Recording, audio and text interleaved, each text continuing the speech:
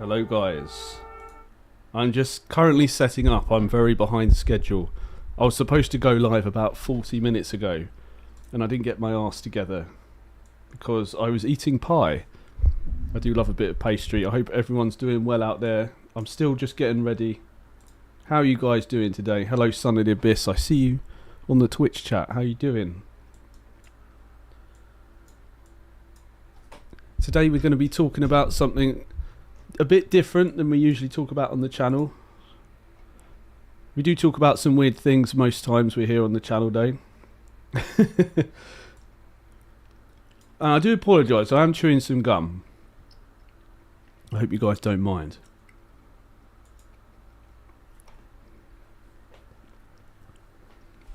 And it's drawing to the end of the weekend. Now I've got to get my head in order. What am I actually doing? Today we're going to be talking to a good friend of mine about his experiences with Psychosis, but I've just got to set that up. Sonny Abyss, not too bad mate. Ordered another guitar. That sounds cool. What kind of guitar are you going for? I'm doing alright actually. Other than I haven't been sleeping very well, so I'm actually I'm shattered. But I feel good right now. As much work as I put into trying to sleep, it does go a bit south sometimes. Right, where are we at? Afternoon, Jimothy. You missed the last stream. I didn't stream yesterday. Instead, I just played that tower defense game. I've been utterly addicted to it. It's been very good. I've put so many hours into it.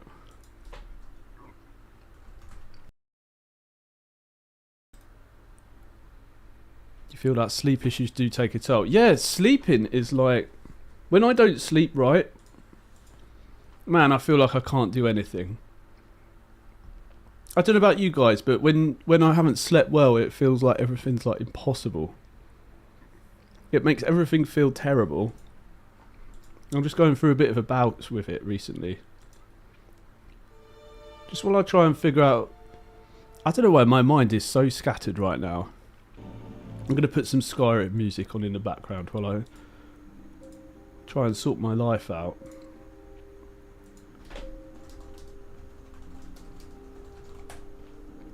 Trying to sort my life out. That's the phrase that I would say. I say that to myself quite a lot, and then it's not something that I actually. It's impossible.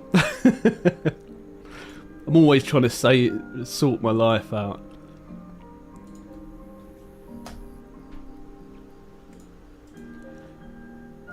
You fell asleep watching Pirates of the Caribbean. That's a film I haven't watched in a long time. Then woke up at 4 to go to the toilet. After that you couldn't sleep. I woke up about 3 o'clock to go to the toilet. And I've just been getting this mad pain right, no, like here. And I had to take some painkillers.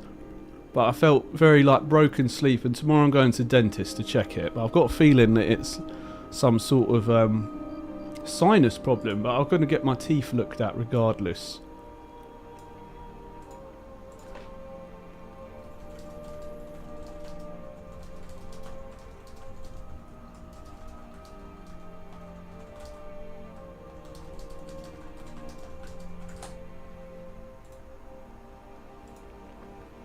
But yeah, it could be sinus issues, suffering bad. Yeah, I don't know. I've had last time I had sinus issues, it was on this side, and my God, it hurt. It felt like it ruined my life. Actually, that was partially why I made a video about it recently. That's partially why I went to A&E, because I was just in so much pain. I don't know. It's weird. I don't know. The face and the body is weird.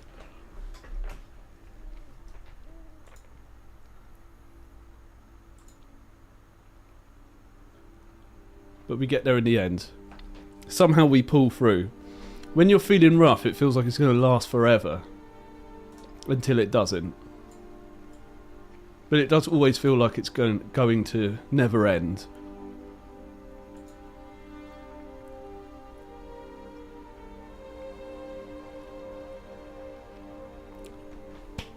So, plans are in motion. Finally got this ready. We should be joined by John at some point. Our start time was 4 o'clock. So we're actually 8 minutes early. It's unstable. It seems no matter how much work I put into sleep, I can go through phases where my sleep's good. And then, yeah, the Skyrim music is lovely, isn't it? It's so easy to just listen to. And then, like, no matter how hard I try, then the sleep can transition to a rough period for a bit. It'll always come back around.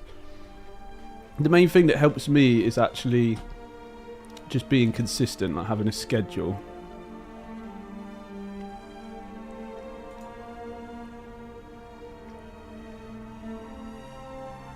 If I go to sleep at the same time every night,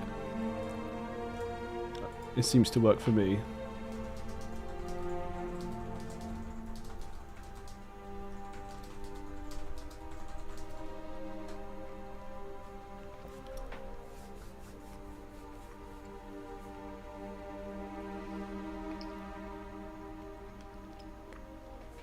Right then. During this conversation, I do have a plan. I'm going to be playing Call of Duty in the background, so we've got some nice COD visuals to look at. Because I do find that makes it easier to have a conversation, I feel. Have something to look at. Right, I'll stop chewing gum. It's very unprofessional of me.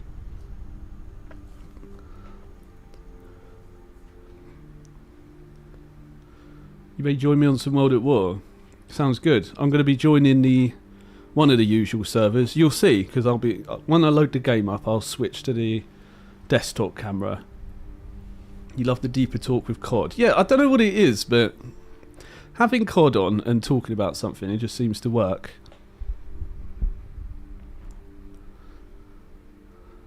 That's a phrase I don't know if other people say it, but I call it visual lubrication. Others would call it overstimulation or something like that. I like the term visual lubrication, but I like to use unnecessary words. It's just something to look at. I guess you could equate it to having like a beer. It like not lubes you. Loosens you up. Oh man, I've been playing that tower defense game way too much. I can't remember how many days ago I bought it, maybe 3 days ago, and I've already put 12 hours of game time into it. That's how deep I'm going into this tower defense game. And the highest round I've got to now is, I think, round 29. Still haven't completed it. And I'm definitely going to play it some more. Although I feel like it's eating my life. It was called Nordhold. That's what I was playing on the last stream, and I haven't stopped playing it since. It's been really hard to stop myself playing it.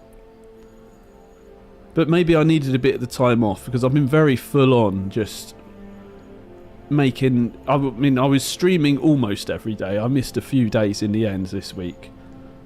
But between that and making content, because I've got a week off of... No, I've got this Easter period off from work, so just spending all my time working on the YouTube channel, really. Which I have noticed that it's actually completely messed up my schedule. I usually live life to like a schedule, and then where I haven't been to work, I haven't been eating my healthy snacks, and then I haven't been cooking as much for some reason, even though I'm at home more. It's like I need that. Right, I see John has arrived. Let me drag him down. Hello there. Can you hear me? Am I on push to talk? I think my Discord's... It thinks my Oculus Rift is my microphone. Hang on. There's always a problem with Windows. Hello? Oh, you're coming out of my monitor. Hang on. I'm having some Windows problems. What about now? Hello? Oh, I can hear you loud and clear now. How are you doing?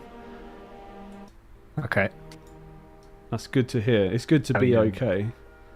Yeah, I'm doing okay Yeah. as well. Can you see me? Can I see you? No. I've got the stream thing you sent open, but That's just the are you talking stream. to me on that? No, Is that delayed? you should mute the stream now. You're on the Discord. Oh yeah, I do have it muted, yeah. Yeah, keep it muted. I'm talking to you through the Discord. Wait, so am I on the stream now? Yeah, because it's just Are we doing. live? It captures my desktop sound, so yes. But this is we can Oh have my a bit. god. Well, I could have said anything. You could say anything. You still could say anything. Yeah, but I could have said something to get us arrested. Or on a list. Oh, thank you, Habibi has given us $2 Canadian. Thank you very much for that. Much appreciated. Yalla Habibi. Yeah, you could have said That's anything. What does it mean? Come on, let's go. Something like that. I'm trying to remember. I learnt a bit of Polish. Dobre roboto means like good job or something. Nothing to do with a robot. Dong's asking how's your It's mental fine. health today. Fantastic, Dong. How's his mental health? Yeah, Or how you her doing, mental health? Mr. Dong or Mrs. Dong? Oh, and basically we're live on 2 different platforms, just to give you an understanding of what's going on here. So we've got YouTube chat. And we're live on Discord. We are live on Discord between us, but we're also live on We Twitch. haven't done any preamble. I know. We haven't prepared. We haven't done any. This is the preamble. Can you see me? No, your webcam's not on. Okay. But Son of the Abyss in Twitch chat is swearing in. Is that Turkish? I'm not going to say it. Son of the Abyss. Yeah. Oh, Son like of my kind of Abyss. guy. I added of. Oh, No, the. I added the in.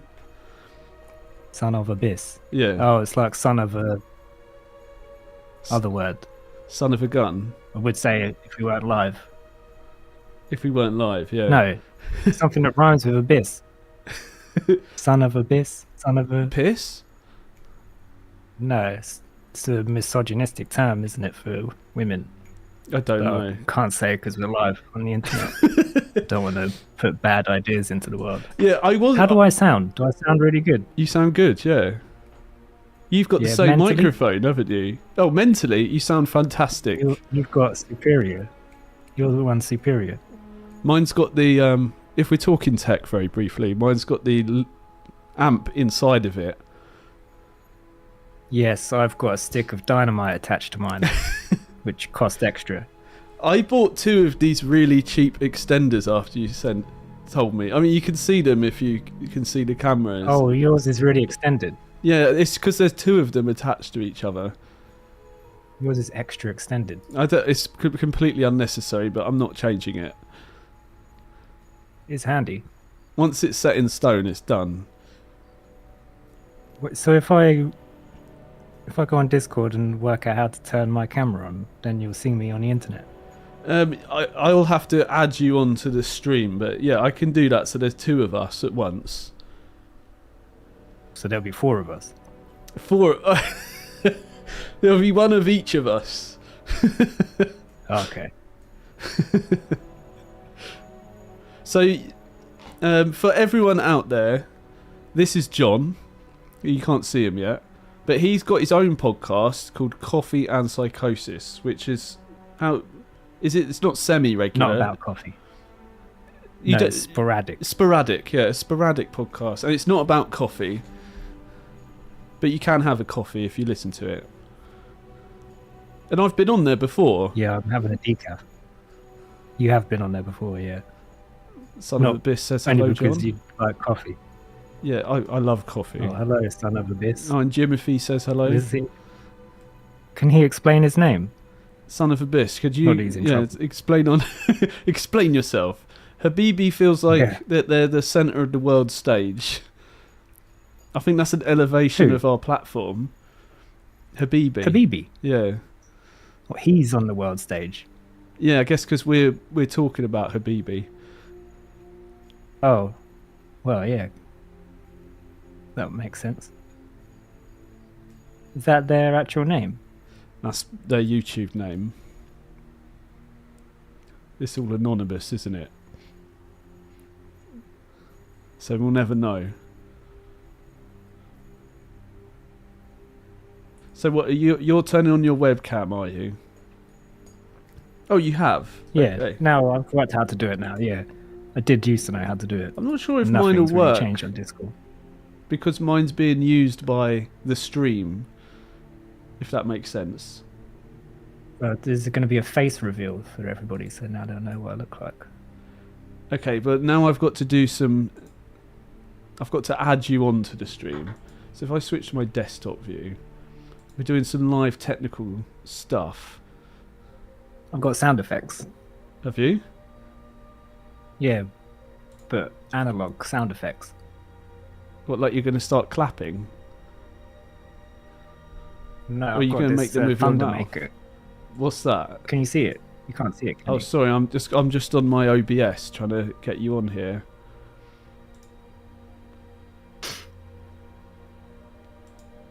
Aha.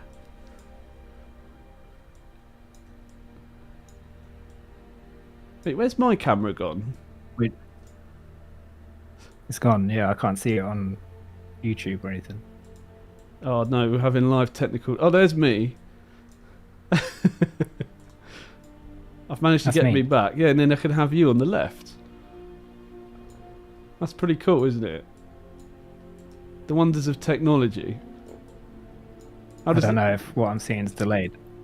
I can Oh, just see a gun pointed at me. YouTube is delayed, yeah, but now there's two of us on the screen. Oh, Sun in Abyss says it's related to Black Sun from Tree of Queloth in occultism. Oh, I don't know if I said that well, right. so he's into witchcraft or I guess so. Satan. Yeah. Does he believe in the Church of Satan? We'll find out. I've been told I'm annoying from time He's to in the right time. place. He's annoying. Apparently. Oh, what? He's self-admittedly annoying, Yeah. or you're labeling him? No, that? I haven't said it. Oh, okay. Okay. Right then. Shall we... Habibi, he likes coffee. Yeah, how Nice. many of you like coffee out there? Habibi likes coffee, then Put your hands up if you like coffee. Peter says you look like how he thought you look. That's a compliment. Wow, that's a really good compliment. Yeah, thank you. Did someone comment there? Yeah, What's that? sometimes the YouTube comments get retracted for some reason. Okay, so should we give should we give like a little background about how we know each other? Okay. Do you think that's even necessary? Yeah, you can do it. Yeah. How do we know each other? I was like, it's a mystery. Well, we met each other through the love of videography. Oh, I'm getting there. Yeah. I guess Yeah, you could well, say that. Yeah. Let's say we work together making videos, Yeah.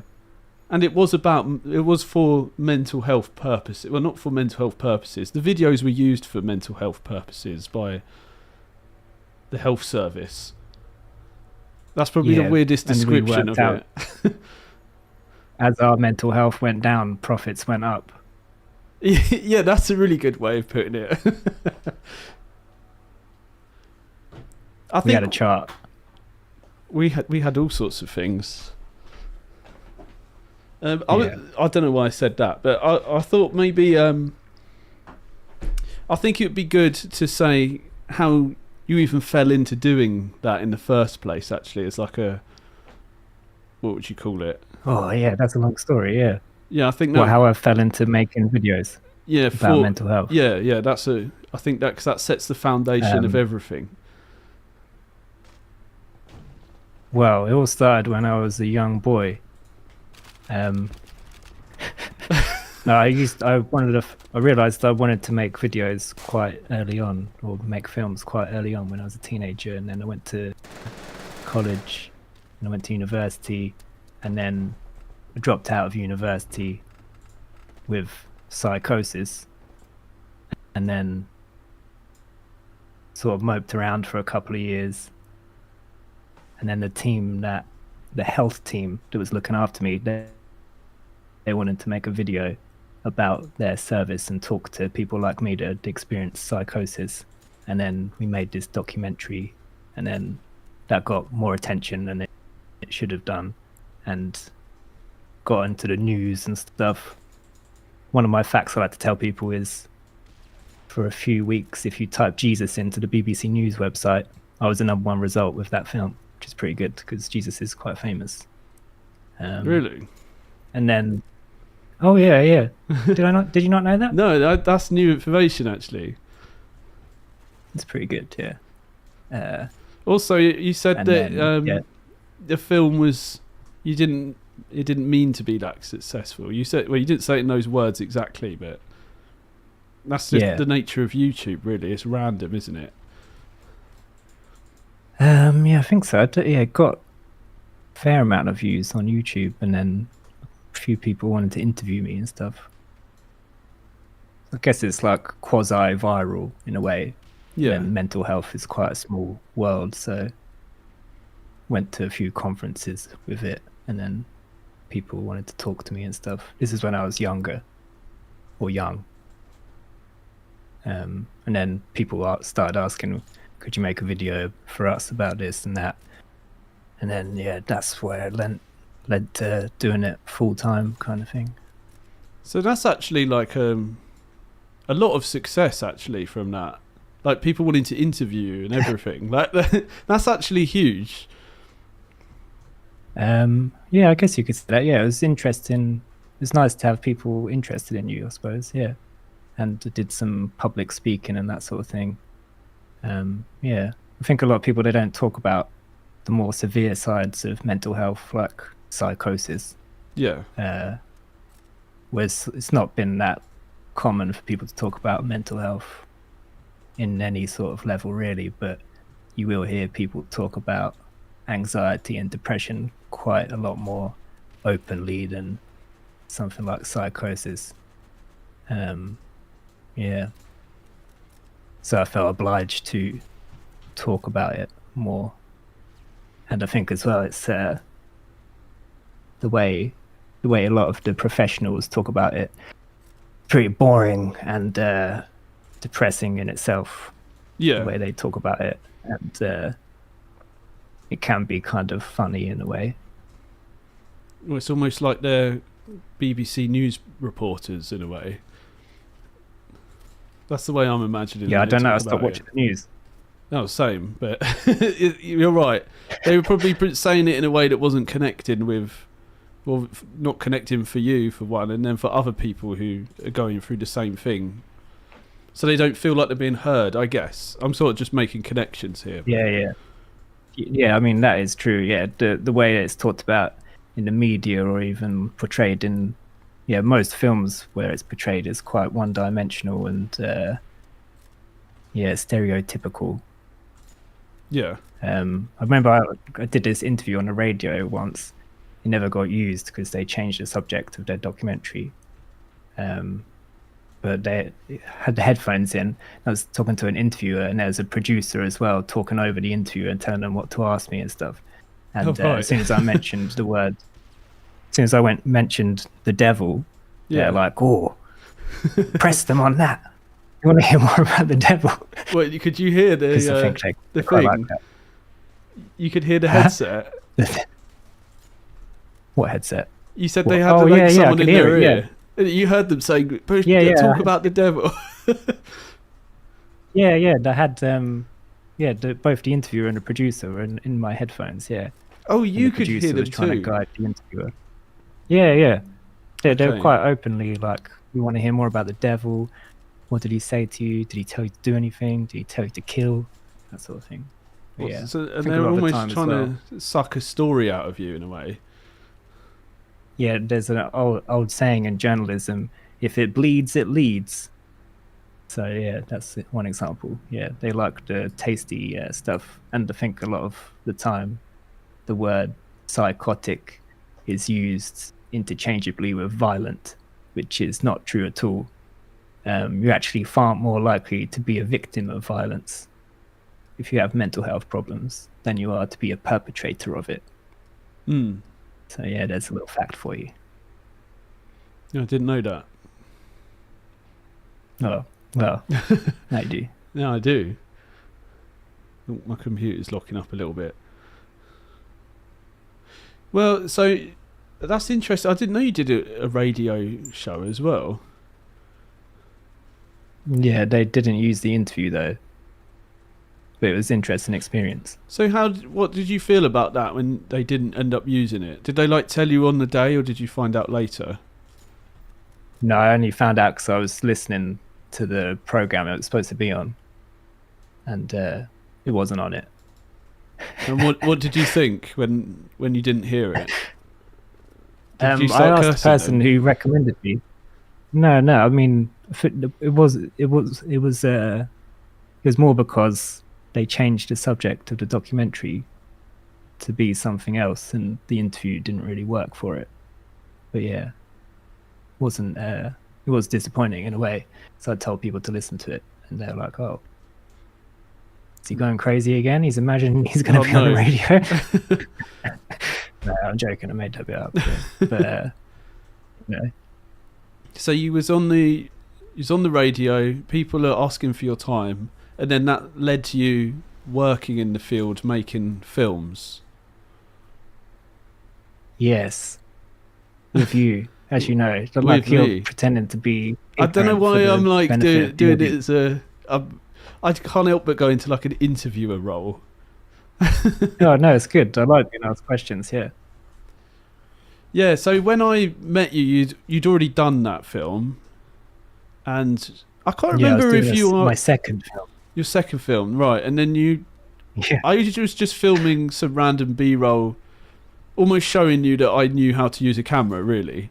And and Yes. after that, I think was that literally your first paid gig after that? No, I don't think so. No, that was more like really badly paid project that I turned into like a personal project, which I learned it's not a good idea. Okay. But yeah, I was doing other stuff as well. Yeah, that was the film about medication, Oh, which what, they tried to bury. medicating me. Yes, available on YouTube. Yes. I remember that film.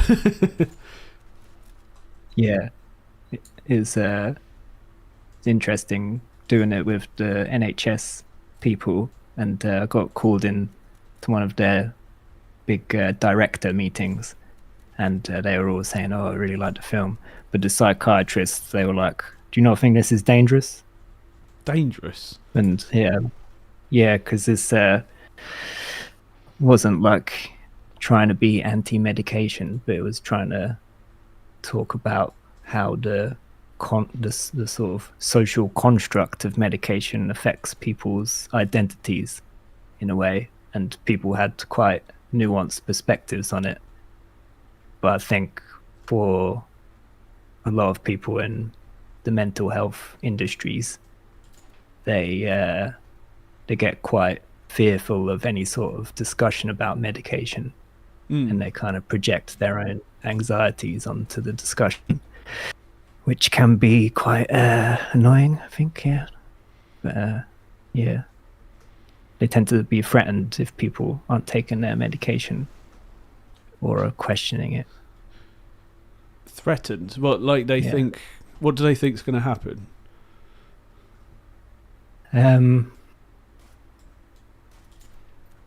Well, yeah, it's a good question. I think they're, without sounding too much like I'm a conspiracy theorist, medication is useful for a lot of people, but it is quite a heavy, blunt tool to treat something that's quite complicated, like a human brain, and it can definitely take away a lot of symptoms, but can also take away a lot of quality of life.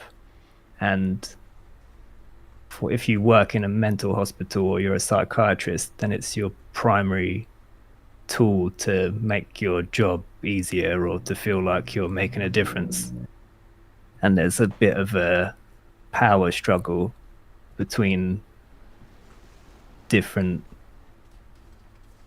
approaches to mental health. I think more and more now there's people have different ideas that can be quite conflicting with each other. I've heard quite a lot and still of work in the same team. Oh, sorry to interrupt you. I was just going to say I came across this YouTube channel by a psychiatrist, and he's sort of calling out a lot of the medications and showing you the side effects that they can have on the brain. Mostly the effects on the brain, but I know they can have quite a large spectrum of side effects. There's a lot to these meds, and I guess they don't understand them fully. They just use them for specific reasons.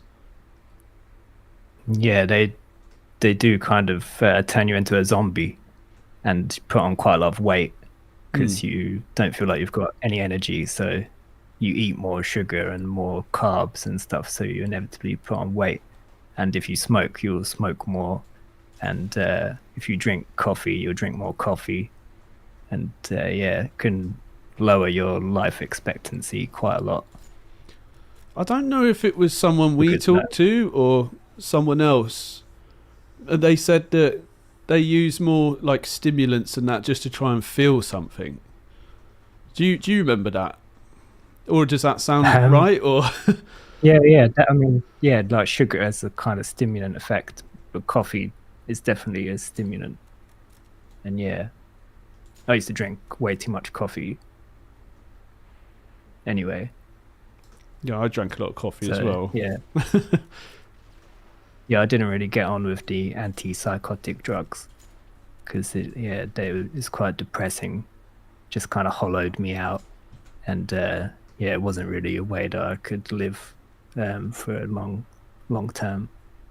And how long were you using them for? Maybe 6 months, a year. Okay. And what sort of side effects? That's why I dropped out of university. Huh? What sort of side effects did you get? You said you felt like numb, but did you feel anything else? Yeah, I felt numb, hollow, didn't have any thoughts, no energy, put on quite a lot of weight. It was hard because I was at university doing a creative course and then didn't really have any ideas anymore, which was kind of soul destroying. It doesn't help with creativity, that's for sure.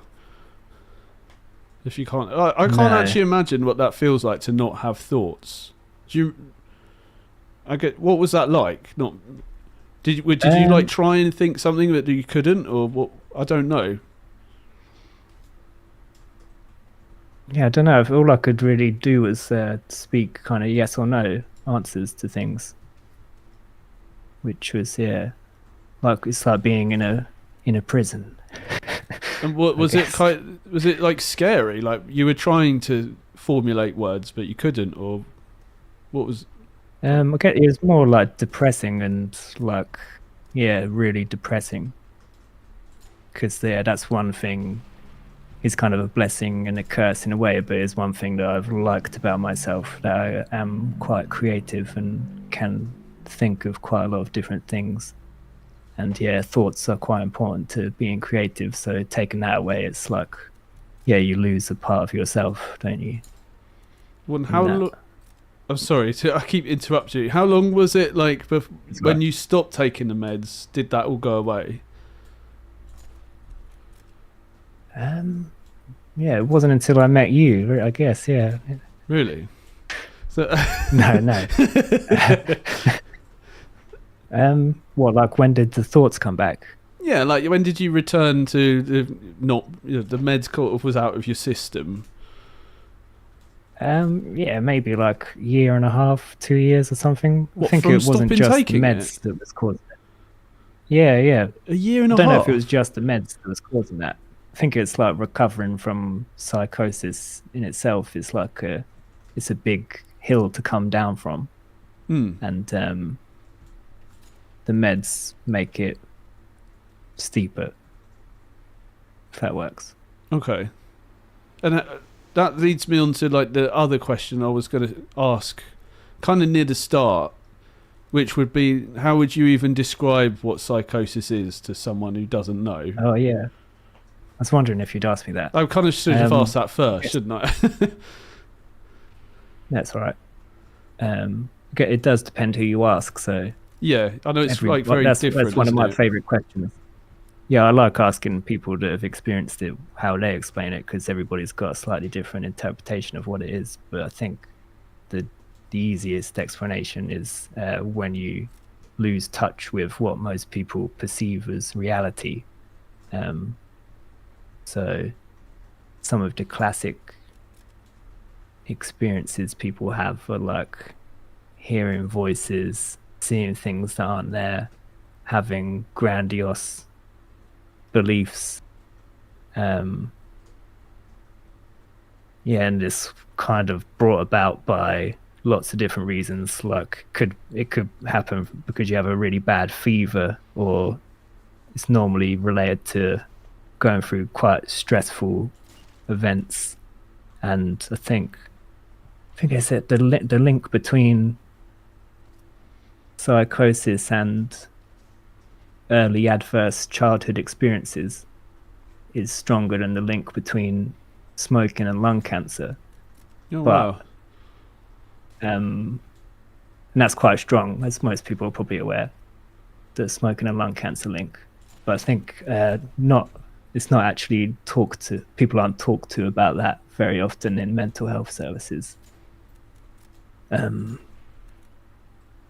Yeah, and I think it's more convenient and easier for people to say it's the individual's chemical imbalance or their genes or something, rather than the environment they live in, Yeah. because it's easier to just treat the individual person than it is to hold society to account.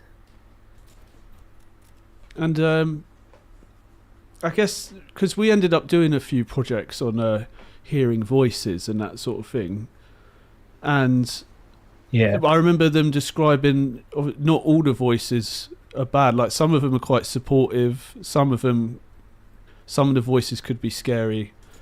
And you said you've heard voices at times. How was that for you?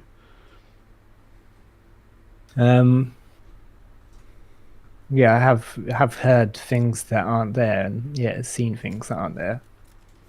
But yeah, it's not been something that's scary for me. I don't think. Mostly, I think it's more scary for people that are around you. In my experience, it has been that. But yeah, it's been different at different times for me. So the first time, it was almost like being on a drug or something. So it was like felt like had this kind of electricity flowing through me, and like I was invincible, and like it is, yeah, like euphoric. It kind of gave me an answer to why I felt kind of weird for all that time growing up. Yeah, and I felt like very creative and confident, and I was doing stuff like arranging Cocoa Pops all over the floor like it was a master art piece that only the right people would understand. Hmm. And then they'd see this secret truth that I was kind of channeling. Yeah, Did you that take a kind of picture stuff. of it? I did. I actually made a video or film about that. I was filming the whole thing that first time. I filmed it and I recorded myself talking into a dictaphone, and yeah, I used that as my final swan song on the film course I was doing. We were supposed to make like a personal project thing, and so I used the footage from that and showed the class, and then it was an interesting reaction. How did they react? There was quite the teachers. All they said was the sound wasn't very good, and no one really had anything to say. But a few people came up to me afterwards and said they know someone that's been through something similar, or their cousin's been through it, and that sort of thing. But yeah, I think it's quite shocking for people to try and digest it. Yeah. But it was, I think to be honest, it was like, I have at times thought it is like your brain being quite creative and kind of imagining a new reality because it can't cope with the current one it's being subjected to. So I was doing stuff like that Cocoa Pops thing, but it's also like covering myself with quotes, like I was writing all over myself, and let's put like a beef burger in a DVD tray because that had like a special meaning. I think it still does, but I think it's quite hard to see that. I guess a lot of the time it is like art is only allowed to exist in certain places, and when it crosses some boundaries, people can get worried. In this case, they probably should have been. But So I saw that sort of thing. Habibi asked, how common is psychosis? Is there like, do you know a stat? I don't know a stat. No, I'm not a stats guy really, but it's not that common. In your professional opinion, what percentage of people have psychosis? No, I can't remember. I think, is it like 1 in 100,000 or something? So it's quite can't remember. Rare, I guess, or is that actually not rare? Don't think it's that rare. It's not ultra rare. It's quite. It's the sort of thing people don't talk about, so it seems a lot more rarer than it actually is. And it's the sort of thing that actually, it's not like a black and white thing. So it's not like they're psychotic, they're not. And it depends on how you define what psychotic means, but there's lots of stuff you look around that is kind of crazy, but hasn't reached a point where they might need to be sectioned. So it's like anything in the human experience. It exists on a spectrum. It's not just a black and white thing. Yeah. They are or they aren't. It's something that happens gradually. It's gradiated. So I think that makes sense. No, I think so, yeah. And then I was going to ask, what was your experience with like the UK mental health system? Oof. Pretty shit. Wouldn't recommend. Not a place I think to I met go. a few people. The hospitals are like quite barbaric. I know it's definitely worse in some places than it is here, but I don't think people in 100 years' time will look back and think well of these institutions now. And in a lot of ways, they used to have like a different system where the hospitals were almost like little towns, and they'd have cinemas and dance halls, and everyone would have something to occupy themselves with. Yeah. But they changed that. So they try and get you in and out as quick as possible. And the main way they treat you is to medicate you. So you can't really get out unless you're cooperating or complying, as they put it. You have to take the medication, otherwise they won't let you out. So what if you're a type of person that the meds, they don't help, you're just forced to take it regardless? Yeah, you have a choice, but you don't have a choice.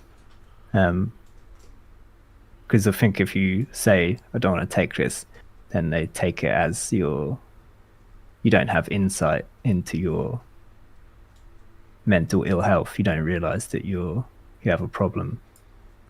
It does feel like a But yeah, place that could be like rife with abuse, to be honest. Like just you saying that, like anyone um, could judge someone like, oh, you're not sound of mind, I'm going to force this upon you, even if they genuinely just don't want the meds. Just as yeah. I mean, they are. just looking in. Sorry, go Yeah, ahead. the whole system is like a hierarchical system that's predicated on power, and the patients don't have any power. The the staff are the ones that get to decide everything. Yeah. And yeah, I don't want to say everybody that works in those places is a piece of shit. We can swear, can't we? I have now. You have now, yeah. But yeah, it definitely does attract certain people, and the ones that are like nice, they can't survive there because I think you have to be like a superhuman person to be able to stay sensitive to humans there, like to maintain compassion and not be desensitized by everything you're seeing. It's quite difficult, so I think you kind of fall in line with the way they operate. But yeah, I have met quite a lot of nice people that work in mental health, and yeah, for every 10 dickheads, there is always one nice person, and that it becomes more obvious that they're the nice one when they're surrounded by people that are not so nice. Is it a contrast? Also have to caveat that with they do have a hard job, and they don't have the training that they need, and mental health is severely underfunded, and yeah, that sort of thing. So Patrick in the chat was asking for some advice. He said, hello, I just joined. My brother had psychosis and his entire personality changed and thinks bad things about me, but forgave me. We moved in together. I'm not sure where to go from here. That's so you're saying your brother had psychosis and his whole personality changed, thinks bad things about you, but forgave you. I guess that depends how he feels now. I feel like we'd need more context, really, to give advice. I don't know. What do you think? Tell us more. Where do you want to go? Yeah, that's a good question. Do you question. still live together? Yeah. How long ago was this? Does he have any support? Speaking of support, what sort of support did you find that worked? Like, helped you potentially instead of what kind of support was supportive? Yeah. What support was supportive? Yeah. I think it was mostly people talking to you like you're a human being was good, and not treating you like you are an animal. If you hate animals, people listening to you, trying to highlight your worth, and also like trying to stay busy and occupy yourself with something, give yourself some sort of purpose, and talk to people that have also been through a similar thing. Because one of the causes and outcomes of psychosis is isolation, self-isolation. So that can be quite difficult to deal with. It's quite you feel like a freak, or you don't fit in anywhere, and the mental health system kind of underlines that in a lot of ways if you get sectioned. So connecting with people is a big one. And that's quite helpful with a lot of things people go through. We are social creatures, so it's good to connect with other ones. And But yeah, that's uh, the main thing. Patrick got back. He said they still live together and they work together as well. He found God as a way to cope with being watched. He also wants to do more stuff together. I mean, it sounds quite positive from what you're saying. Yeah, it sounds like it. Yeah, I mean, it sounds like he's not causing you any major stress at the moment, at least, or he's not in a state of distress at the moment. Going back to It does take support. quite a long time. Oh no, carry on. Yeah. That's all right. That was it. I'd finished my sentence. I was going to say, going back to support, like, I know you were not a big fan of Discord and that. Oh, why? I knew you said in the past that you're not a big fan of Discord. But Oh, no, I think it's really good. oh, okay. So you're a fan of Discord. I was thinking, what kind of places did you find were supportive? Just to put into context, like my own health problems, I found a Discord with people with bowel disease, and I shared my story with them. Was there any sort of like niche places like that you found at all online, or was it mostly like an in-person thing? Yeah, it was mostly in person. Yeah, this is, I think, the first time I went through it was like 15 years ago, before Discord existed, maybe. And yeah, I mostly, when I made that video, especially, that led me to, I was asked to show at a bunch of conferences, which is good for my self-esteem. And then a lot of people would come up and talk to me afterwards, and connect with people that had been through it like that, and they felt like very seen and like it represented their experience too, and that they hadn't seen people discuss it so openly like that before. And I also went to some groups as well, some peer support groups, and did some volunteering and stuff like that. So yeah, face to face is the best communication method, they say, isn't it? But any sort of connection you can make with people is good. It's better than no connection at all. I think there's quite a lot of value even just doing things online. I mean, most of our time spent working was just literally how we're talking right now. Yeah. So it's quite a comfortable place to be, I'd say. But yeah, when you actually see each other in person, it does make a much bigger impact, I think. Yeah, I think, yeah, I don't really like talking on the through machines. That sounds like conspiracy, paranoia. Through the machines. Yeah, I don't want to sit down for hours. Yeah. Stare at a screen. No, I get that. It's better than nothing, yeah.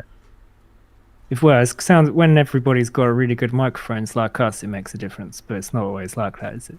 Most of the time it's like a low quality laptop mic hurting your ears. Yeah. Yeah, that's why I stopped wearing headphones, because it hurts. Some of the people got no respect for your ears. No. They won't spend hundreds of pounds on a microphone for your ears. Yeah, how could they? Yeah, it's just disrespectful. So, going into we were working together, and obviously we're working on a subject matter that's obviously very personal to you. How did you navigate that on a personal level? I tried to stop myself from getting personally attached to it, or anything that was quite personal. I would try and not think of it as personal, or just strictly business. Yeah, so I think just have to not care as much as I might if it was like a personal project. Yeah. And that helped for a while. Yeah. Anything that I wanted to do should not involve like being paid for it necessarily. Or yeah, you just have to accept, even though, yeah, like you, it's the same thing with you. We had to both accept that, even though we've made hundreds of videos and dedicated a lot of our lives to learning about how to make good videos, and we have like loads of skills on how to make videos. Sometimes you have to do what someone that has no fucking idea what they're talking about wants you to do. Yeah, well, that's where I learnt the phrase. Like it's along the lines of you're not making the video for yourself; it's for them.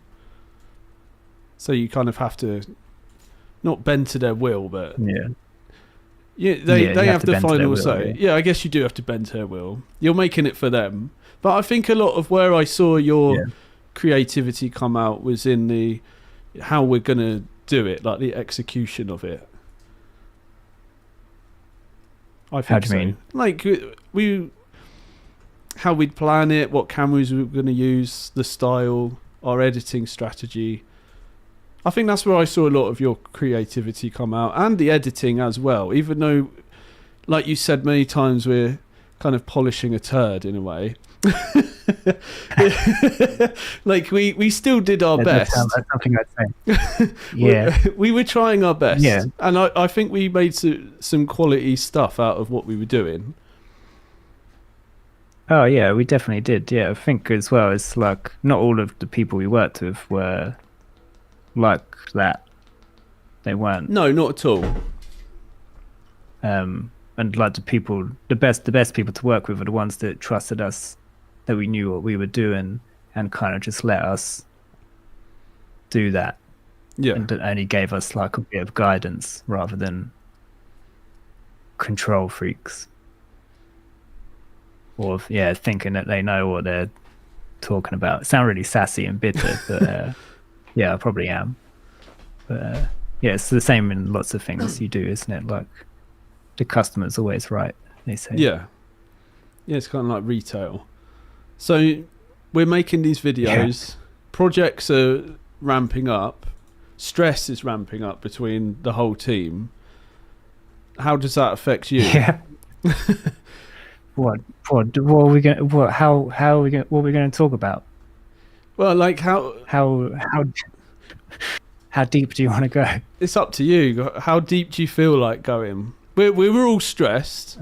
Things that it's kind of gone to a whole level that I guess none of us really imagined. It just sort of happened to us, didn't it? It grew way too quickly for it to be. Yeah, it got quite stressful because it grew way too quickly. And as I've now realized, I have no skills or qualifications in running a business. God, neither do I. Or being like a manager.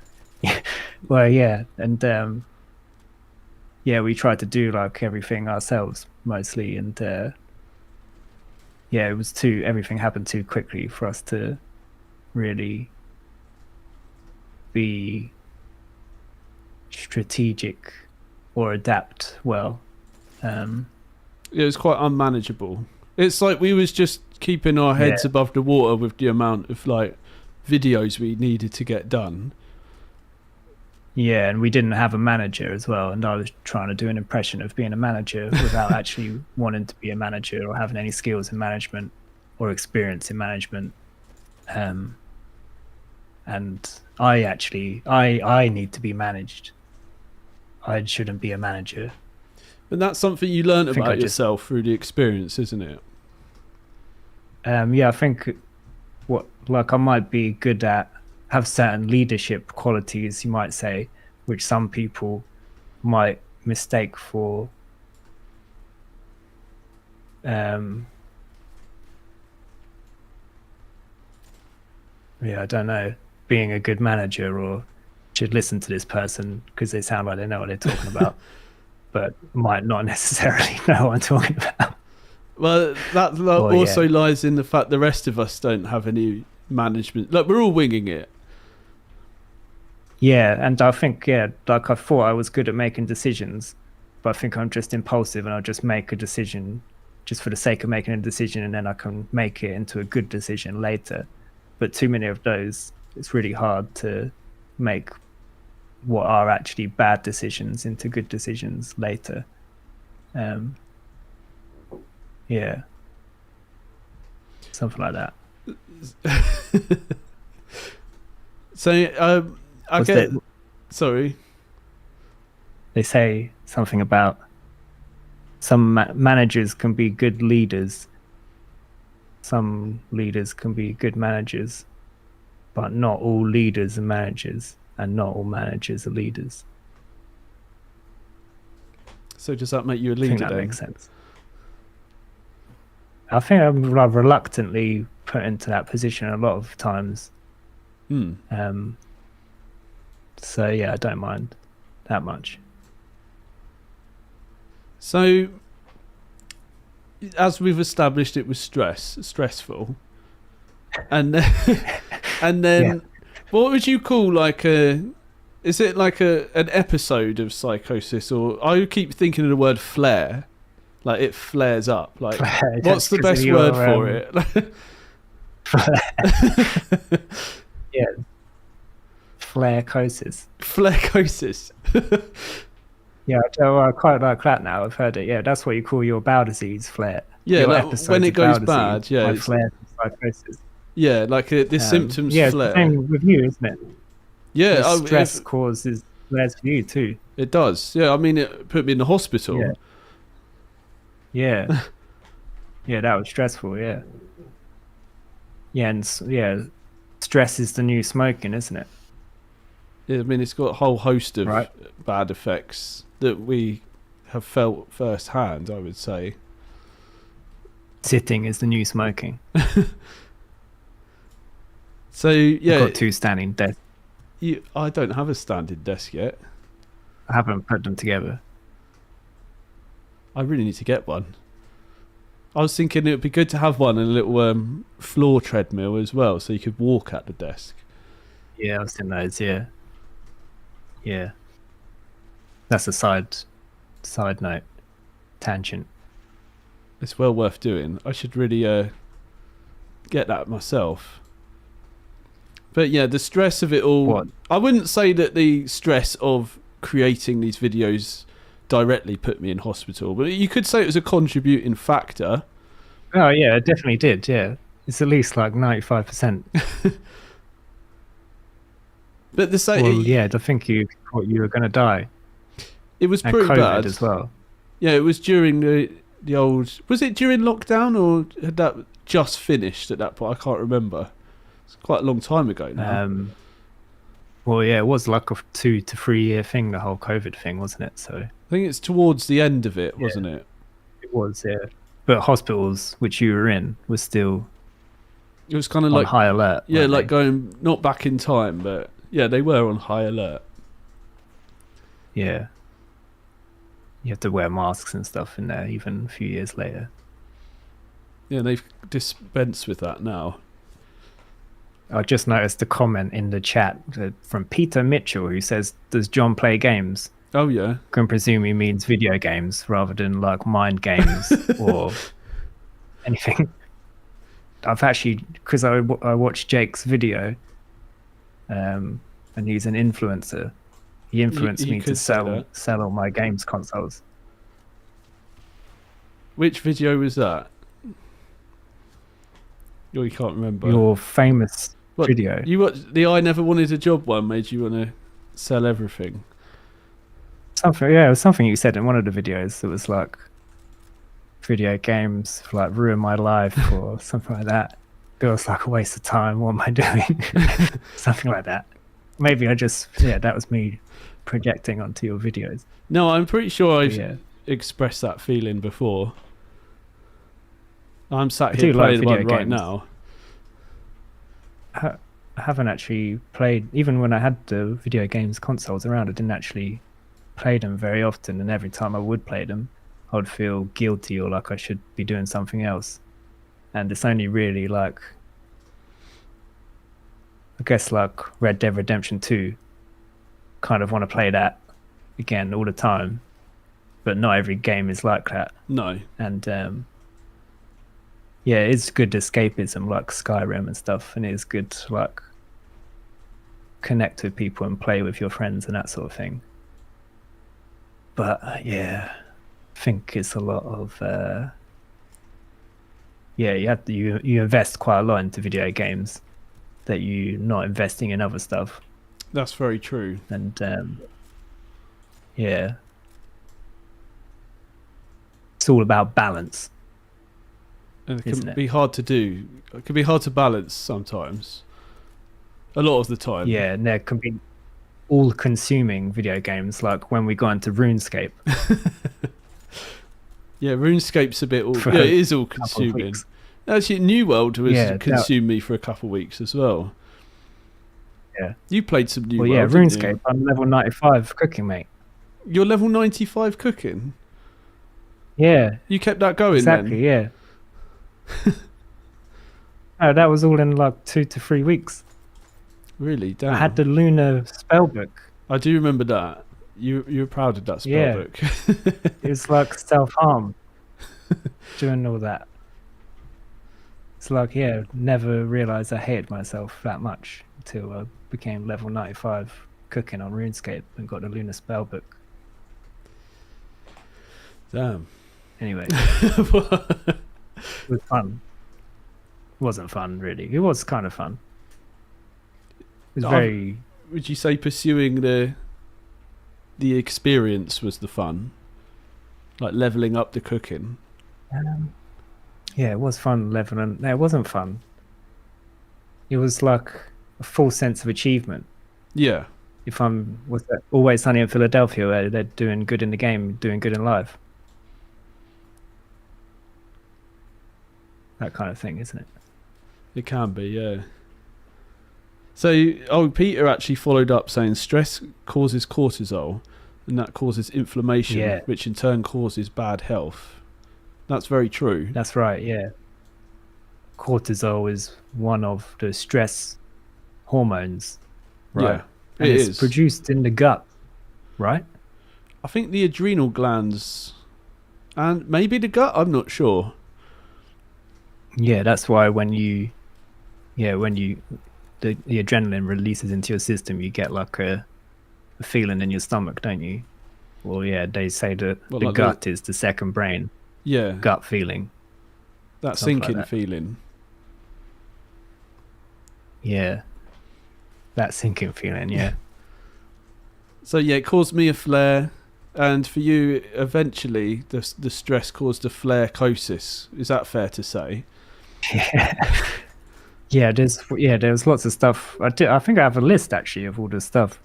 Okay. That year, we're talking about my sarcastic best year of my life. Let's go through your list then. The greatest year of my life. What's at the top? It is quite depressing, to be honest. Well, we don't have to go through the whole list. That's fine. I don't mind depressing people. That's fine.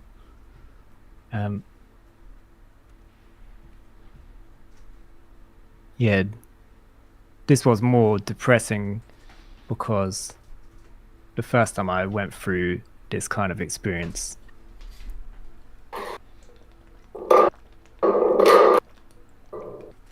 that's thunder. Psychosis. I wondered what that was. Oh, are you not watching? No, I can see it now.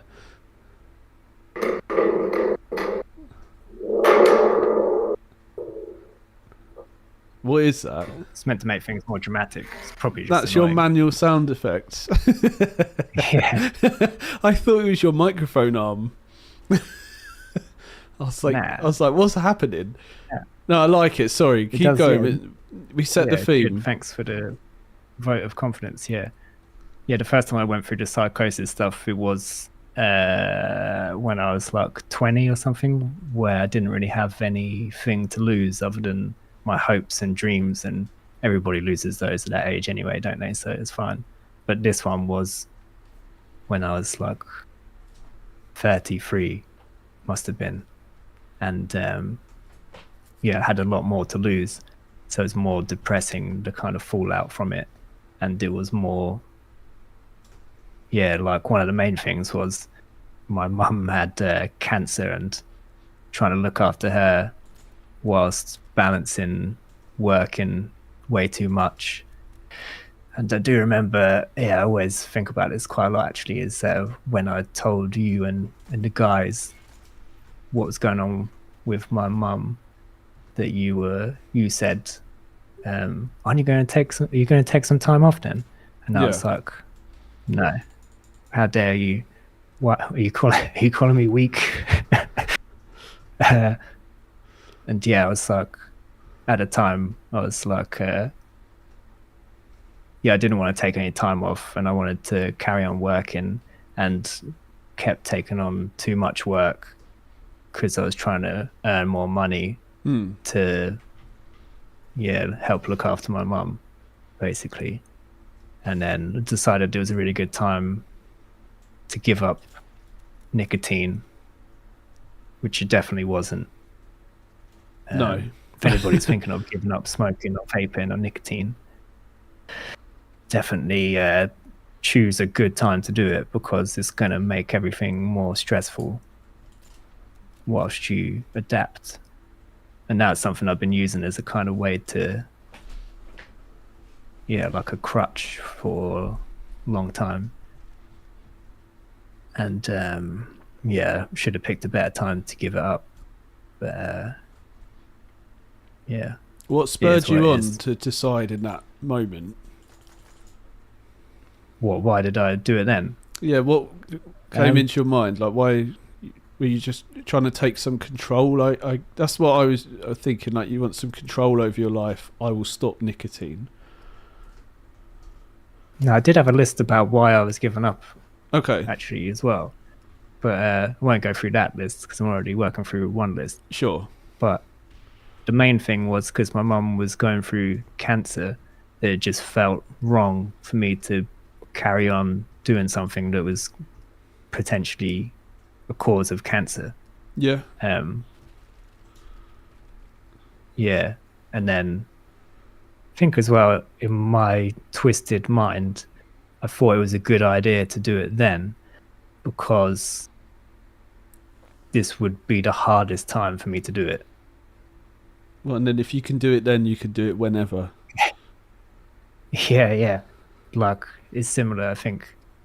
This is how kind of fragile I was then, is that it was like a challenge to like prove that I could do this stuff, like workloads, look after my mum, give up nicotine addiction, and then it would be like, I'm really strong. But that's like dumb. I think the intention was behind it, though. In theory. Yeah, but it's stupid. Not to be too self-critical, but it's stupid. So how did it go? My therapist would tell me off for saying that. How did it go with the nicotine? How did it go? Like, were you able to give it up? Yeah, mostly, yeah. Yeah, I've not vaped since, like August 2022 or something. I definitely feel a lot healthier. Yeah. But also, there's another twist in this, is that I've discovered, like a lot of the world, that I'm ADHD, and nicotine was a big dopamine source for me. And taking that away meant I was trying to find dopamine in other places, like being being pissed off and arguing with you and the gang, and I mean, that could be like attributed to the withdrawals from nicotine, though. It's definitely not helping. Like, it definitely made me more irritable and more unable to deal with stress. And then there's definitely some psychosis stuff going on there, where probably, yeah, I have thought somebody should have taken me down with a blow dart, tranquilized me, or like tied me up and like taken me to the hospital, or called the police. But ultimately, I should have done that for myself. But I don't think anyone really does that for themselves. It sounds like a hard thing to do for yourself. Yeah, I didn't want to get sectioned then, especially because I was the only person really to look after my mum. Yeah. But for anybody looking for lessons from all this, you can't keep someone warm by lighting yourself on fire, which is what I did. And I burned. Advice. Yes, and the fire spread. From what I remember you describing it as, it was like you were a volcano and the heat was spilling over onto everyone in your life. Do you still like agree with that sentiment? Yeah, I do agree with that. Yeah, it's like all the lava was all this stress. Like, I talked about the cancer on my mum, and me and my mum didn't have a good relationship, which I won't go into too much detail about because it's depressing. But the nicotine, had quite noisy neighbours that were really annoying. Moving house and dealing with estate agents. Got a shocking tax bill. And then like being afraid of the future, of like not having a family, that sort of thing. And then too much work, having to look after a bunch of rabbits and guinea pigs for my mum. That was stressful as well. Yeah, so there's quite a lot of stuff going on, and it's definitely like a recipe for psychosis. Yeah. The storm. I was going to say that through all of this, it's all like big sources of stress. Like just moving house would be stress for one person to deal with. Like they say that's one of the most stressful things you could do in life. Well, you're pretty good at this interviewing thing, actually. It's like you're actively listening to me, and then you're asking me questions based on things that I said, rather than surfing your own agenda. I try. Yeah. But I mean, I know. How can we say that? What made you want to move in or take on such a stressful decision whilst all these things are happening? Being like fragile to the point where needed to like prove myself, I suppose. Like most of, I guess it's like I thought I'd be earning some sort of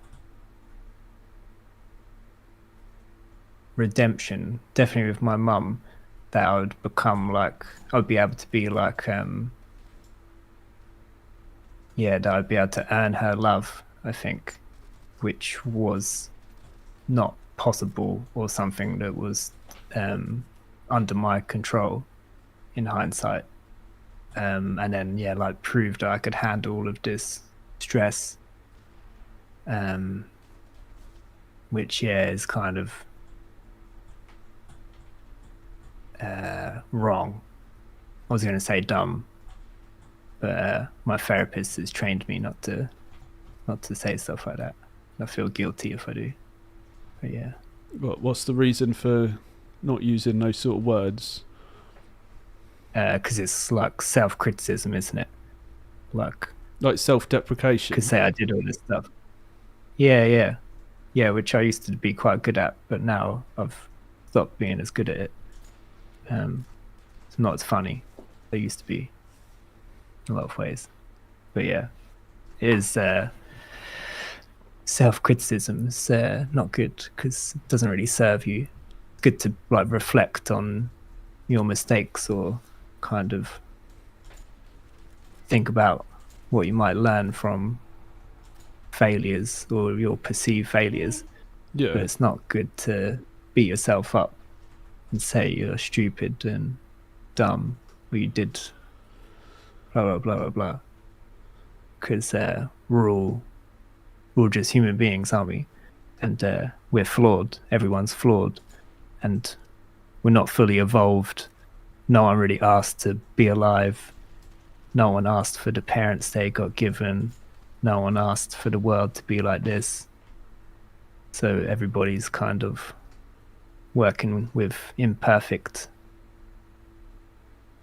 stuff. I should have finished that off stronger. Like, it sounded good, didn't it? But, No, yeah. I'm really guilty of beating myself up as well. To an extent, I'd say self-deprecation is quite what could be perceived as a British thing, but I do it as well. Put myself down, tell myself, "Oh, why did I do that? I could have done this different." Yeah. I think It's a habit. I think Yeah, you practice it. yeah, and then you get too good at it. Yeah. Too good at beating yourself But yeah, up. it's something. Yeah, and if you've heard it from other people as well, then it makes it more valid to do it to yourself. Yeah, so it's just as much as it's a habit that you can get into, it's also a habit that you can get out of, and you can start practicing talking to yourself more nicely. And yeah, the self-criticism does come from a place of maybe kind of trying to protect you from making mistakes or doing things that are wrong. But you do need to make mistakes and fail to achieve anything. And you also need to be fair on yourself and be your own cheerleader, right? If you're not fighting for yourself, then no one's going to fight for you. It is hard to be kind of yourself. Like, if you spoke to another person the way that you used to speak to yourself, or the way that I speak to myself, people would think, like, why are you talking to me like that? I think so, anyway. The way that I sometimes talk to myself, I would never complain at someone else like that, but I'm really hard on myself. Sounds like you used to be hard on yourself. And Peter actually said that you were building yourself a protective wall in the things that you were doing. Peter is very smart there. Yeah, like I've read some books and sort of explored this type of therapy that's called IFS, internal family systems or integrated family systems. Yeah, it's this idea that we're all made up of different parts. We're not just one mind. So I think you often hear people talk about a part of me feels like this or a part of me feels like that. But we have these parts that are like protector parts, and they kind of get activated in us in particular situations. So I know for me, I was very defensive and quick to kind of defend myself, often quite obnoxiously. And that's me having these protector parts that are trying to stop me from feeling whatever it is that I might say. If someone's like, "Hey John, you're ugly," then I might feel bad. So these protector parts come out and they're like, "Fuck you. Yeah. You're fucking ugly." Probably something more witty than that, but you get the idea. Yeah, I get the yeah. Yeah. So all of these stresses, what did they culminate in? You said you wanted someone to call the police on you, but you didn't want to call them on yourself. Not at a time, no. No, I don't. Yeah, I live by omerta. Yeah. So I would very rarely be able to justify calling the police. yeah, in my experience, they haven't been particularly pleasant to deal with or good at their supposed role. But your question was, what did this culminate in? Yeah, like how I actually want to step back a minute and what we how did you actually feel in those moments when you wanted to have someone call the services in? Yeah, I didn't think that at the time. That was the last thing that I wanted. Definitely didn't want anybody to call in the boys. Yeah, because you had all these responsibilities. Yeah, I think it was like, under quite a lot of pressure. And a lot of that was me putting myself under pressure that I didn't need to put myself under, particularly with work and particularly with my mum. So I think I was trying to do something like look after my mum, which is not very common anymore. Not that many families do that anymore. Particularly, I'm like an only child, and it was just me and my mum, so was kind of big ask to try and do that in any circumstances. And in hindsight, shouldn't have tried to do that. It wasn't a good idea for me or her, really. So I was under quite a lot of pressure from that. And then stressed, I suppose, quite stressed, scared,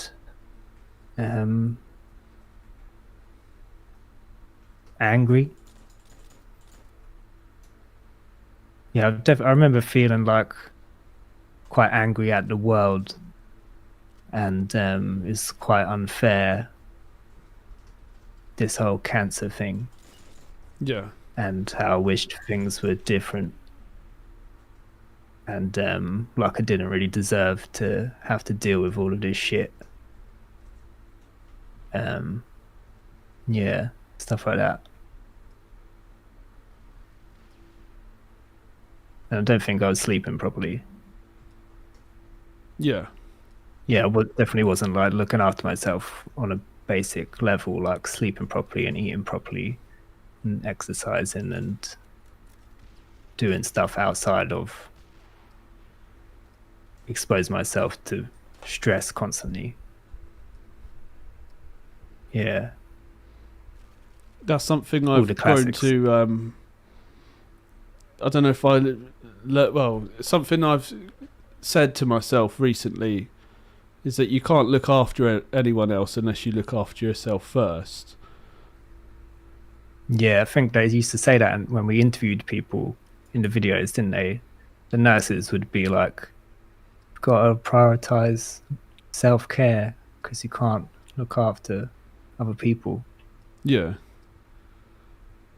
Well, Habibi says they're schizo, sorry, and they smoked a little bit too much. Classic. Reefer madness. Reefer. He said some other things. Help when you can. Be there for people. It's good that you do that. It's hard to help someone. Oh, I got distracted by the chat thing. We were talking, weren't we? Have we missed? Should we check that? Yeah, why not? Jimothy, stop playing. Apparently our voices are too relaxing. Yeah, we do have really good voices and microphones to make the most out of it. And I have been told I have an alarmingly calm voice. Alarmingly calm? Which is an oxymoron. Yeah, I quite like it. It's an oxymoron, isn't it? I like that as well. Should we try and sound more stressful? No, because I think that would make us stressed. Okay. If we fake it, we'll make it as stressed people. Okay. Beeg asks, what are we doing? I don't know what we're doing. Yeah, what are we doing? What, in a grand sense? Like, what are we trying to achieve in life? Or just what we're doing. I ask that myself that most days.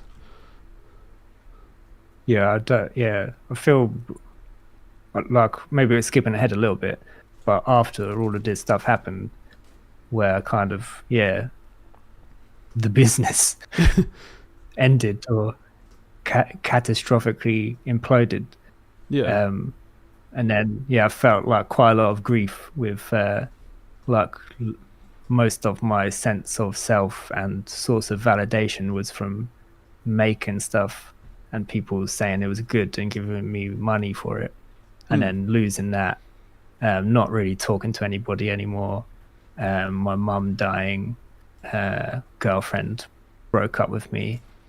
um yeah, that was like quite a lot of grief at once.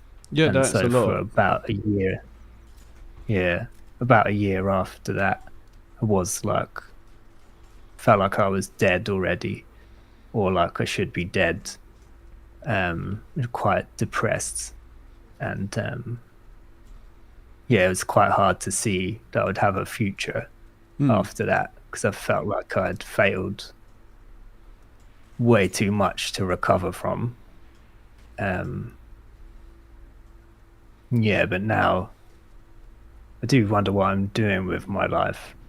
But I also do see that I have like a next, or like I do have a future, and yeah, I see this. I'm in the middle of this big mushroom cloud, but other people haven't necessarily seen that. Um, and people do go through difficult times and move past it, but you don't often see it like you see your own. Mm.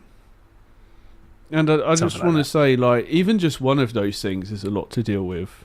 So having like Yeah. all of those things, I mean, I think any of us would feel the same. It would be, it's Yeah. crushing. I don't know how else to say it, really. Honestly. Yeah, I did. I definitely brought a lot of it on myself, and probably could have avoided it a lot of it. But I think it is that some of these things are like how you learn, like what your limits are in a way, or like I didn't realize how fragile I was, or how much I depended on external sources of validation rather than being able to do that for myself in a way. Mm. Um, yeah, so good. It was good in a way that pointed me in the direction of that, like, yeah, something needed to change in me, or I needed to change. And so, yeah, I did therapy. I've been doing therapy for like 2 years, and that's been much more helpful than any of the other stuff I've ever done. And yeah, now I understand myself in a way that I don't feel the same as I used to feel about things, and I don't respond to things the same way I used to, and I can kind of see, yeah, I can see in other people more as well. Feel like more in tune to other people's bullshit, and like it's not just all my bullshit, Yeah. that kind of thing. Speaking Yeah. of therapy, how hard was it to Oh yeah, find a nice segue. therapist that you actually felt like you could talk to? I did talk to one or two before found this one. I was looking for one that worked or had worked with psychosis, because yeah, it's a lot different dealing with depression than psychosis. I think if you're like a therapist that's worked with people with psychosis, and for a long time they didn't think therapy could help people like that, they thought they were like a write-off and they wouldn't respond to it at all. And a lot of that attitude still exists in mental health services now. But yeah, if you're a therapist that's worked with those sorts of people with those experiences, then it does mean you're quite well equipped to hear and help with quite extreme experiences, I think. And yeah, I spoke to one therapist lady who was like, they said that they specialized in trauma. And then when I was talking to them about psychosis stuff, they were like, oh no, but I don't deal with anybody with psychosis. And that pissed me off. Yeah, I can imagine it would piss you off. Yeah, because trauma is like, it's a big factor in psychosis. Yeah, like you said, like trauma and formative experiences is one that you said is one of the strongest links, stronger than smoking and lung cancer, you said. So it's almost like they're saying that your trauma, they're almost writing it off in that moment if they're saying they won't work with you. But that's how I would take it. It's kind of like, I've had this feeling quite a lot from mental health professionals trying to engage with getting help, is that you're either too crazy or you're not crazy enough.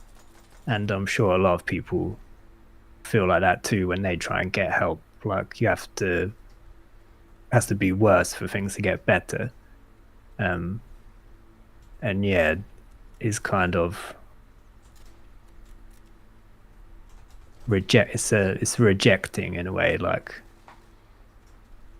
it's I've not found it that easy to get help or trust people to want to help, because a lot of the time it's not been very helpful at all. It's actually been detrimental. So having that experience reinforces that, as much as I've probably reinforced that for myself to protect myself from more rejection. But yeah, did eventually speak, well, not eventually, I think it's maybe the second or third one I spoke to, the therapist I've been seeing for a couple of years. Yeah, I spoke to them on the phone and they immediately made me feel like I could talk to them, and that they understood things on a level that a lot of the mental health people I've spoken to don't. They could be non-judgmental and treat you like a human being. And been doing that every Monday for a couple of years now.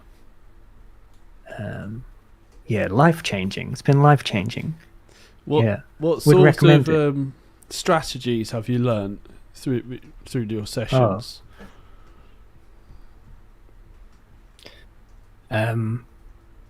What, like coping strategies? Yeah, I guess just it could be coping strategies or strategies for. I guess strategies isn't the right word. Like, has it illuminated anything about your way of thinking as well, and that sort of thing? Yeah, I've definitely got a lot of insight and understanding into where my feelings come from and why I feel the way I feel about things. And that there's always something behind what's driving your feelings. And I feel like it's a cliche to say it, but men especially, they aren't ever really, well, I'm sure there are some men that are, but we are kind of, we're kind of taught or conditioned to push down a lot of our feelings and only really express anger. And like that's the only emotion we can express or that has any value, and all the other emotions make us weak. So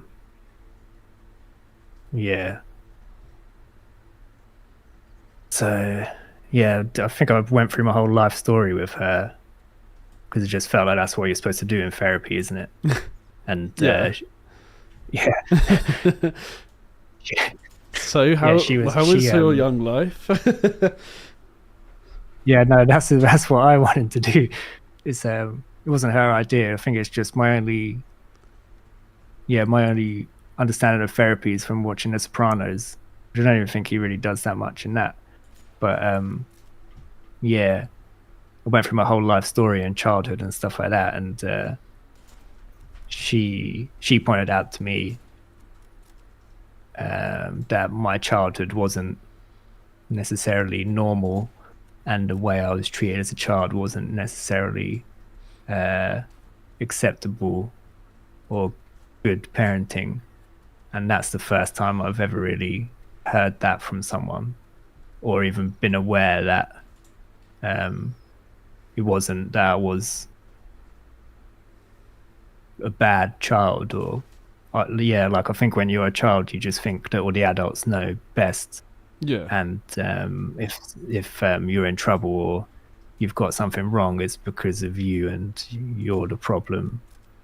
But turns out a lot of the time that's bullshit, and adults not that much better than children a lot of the time. Yeah, But yeah, that was nice to hear. did it make you think that a lot of the time the sort of message I'm getting from that is that none of us really know what we're doing? Yeah, or yeah, you look at your parents like they understand the world, but I think as you get older you realize they don't necessarily understand the world as much as you thought they did. And that what they teach you isn't always infallible or healthy, or yeah, the ideas that you've been taught about yourself and the world aren't necessarily true, but you carry them with you. Yeah, and it can be destructive. Yeah, well, I mean, it kind of forms your identity because it's like your formative experiences, isn't Yeah. it? The way that your parents are treating you, the lessons they teach you, and even though perhaps they might not be useful Yeah. lessons looking back, that it's formed who you are. Yeah, I think it is like something that you take as being a reflection of you, like how you're treated at school, or how your parents treated you, or how the adults around you treated you. Yeah. That is a reflection of you, but often it's a reflection of them. It's more about them than it is you. Yeah. Yeah, in schools, like, yeah, I think it is a bit different now. You'd hope so, but yeah, it was like absolutely horrific experience, I think. Yeah. And yeah, just teaching kids as with punishment. Yeah, Which I don't think works. messed up. It definitely does not work. No, it just teaches people that punishment is how you govern things. And it doesn't really help you learn Something like how, that. like, to deal with the thing that you might have done wrong, like in a constructive sense. Like if I ask you what 2 Yeah. plus 2 is, and you say 3, and I get mad at you, you don't learn how to add 2 and 2 together. You might just get scared or resentful, but you might not even know Yeah, why you're feeling that. yeah, you're afraid of making a mistake or even trying to begin with, and yeah, Yeah, exactly that. that is the thing. Yeah, and yeah, like in theory, when you're a kid is the best time for you to develop self-esteem and self-worth, and your parents or the adults around you are supposed to give you opportunities to feel successful or to experience success at lots of different things, and not everyone's allowed that from their parents, and they're taught like if they're not good at something, it means they're bad or they're not good enough. And yeah, I think it's the same as you become an adult as well, but it's more important to get as a child that you're kind of, you shouldn't be defined by what value you bring in doing stuff. You should be allowed to feel valuable just for being alive, and that's enough. Something like that. I should stop saying that. So, to go back to the Psychosis, as we're saying. Yeah. What sort of happened before you went into therapy? Like, what led up to you going into therapy? I say going into therapy, accepting therapy. I don't know what the best way of phrasing it is. Yeah, starting therapy, I suppose. Yeah. It's probably not the best way, but yeah. Just everything falling apart, I suppose, and that's like, yeah, I should have, everybody says when they do therapy, like, they should have done it sooner. And yeah, I wish I did do it sooner, but I didn't really have any other, didn't have any sort of other hope or avenue to turn to for help, and I definitely needed help that I couldn't give myself. And yeah, I was in a constant, yeah, it's like, yeah, I was just like ranting a lot. I think the kids are saying Delulu. Delulu. You heard that one? I think so. Delulu. Yeah, it's good. I quite like it. Yeah, it's like, means delusional, which, yeah, not everybody likes that word. I don't really like that word either. Okay. But yeah, I was Delulu, and thinking, yeah, I could kind of,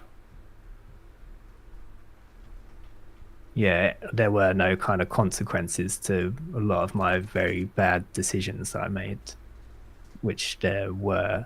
And yeah, I was very paranoid, and I thought everybody was out to get me. Like everybody I worked with was conspiring against me, and like I couldn't trust anyone, and so yeah, I like pushed everybody away. Yeah, and yeah, I that kind of remember stuff. you were very angry. I remember that. Yeah, I was quite angry. Yeah, I was like, yeah, I got angry with everybody. That felt, yeah, anger's like, yeah, I've done quite a lot of thinking and therapy stuff about anger, and it is like, yeah, I was saying a bit about it earlier about how it's like, for men, it is one of the things that feels like you're able to express anger, but you can't express other stuff. Yeah. And I felt like a lot of my anger was justified, and that's the thing about anger that makes it so seductive, is that it nearly always feels justified to feel anger, and it can become like a drug in itself. Like, I think you can be addicted to anger, and you see like old grumpy men with pink faces getting pissed off at like a crisp packet on the floor or like road rage and that sort of thing, and they're just practicing being angry. And yeah, there's a lot of unhelpful messages about anger, and in the world, like you need to let out your anger, which is kind of bullshit because you're just practicing being angry if you're letting out your anger. I think you need to process your anger, and you can express your anger by saying you're angry. But that's different to acting out anger or like being aggressive. And anger is something like a dog can show anger. And it is like a primal feeling. Yeah. But it's always got something underneath it, like it covers up another emotion that's more difficult to feel. And for me it was fear, like I was really afraid of like being abandoned, I think, by my mum dying or everyone around me. And that's something,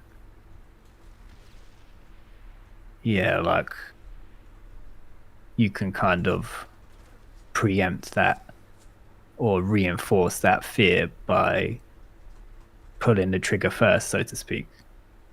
Yeah. I probably just said that because I'm watching you point guns at 10 people. But you can reinforce that sort of thing. Like if you're worried people are going to abandon you, then you can reject them or push them away because it feels easier that way rather than waiting until they do. But it might not necessarily be the case anyway. And it might, again, I don't know, I just get the theme of control. It's like putting the control, the sense of control in your hands. Yeah, you feel like you're in control, And that's something else I've learned, that control and power are on two opposite ends of the same spectrum. And being able to let go of control is more of a powerful thing to do, because you can't really control everything. You can't control many things. I think as well, like anger is something I've used, like passive aggression is like a form of anger. So I banned myself from being sarcastic unless it's a really good joke and I can't resist it and it's not at someone else's expense. Yeah. But like communicating with sarcasm, I don't think is a very British thing to do. It is. But it's also not a healthy way to communicate. And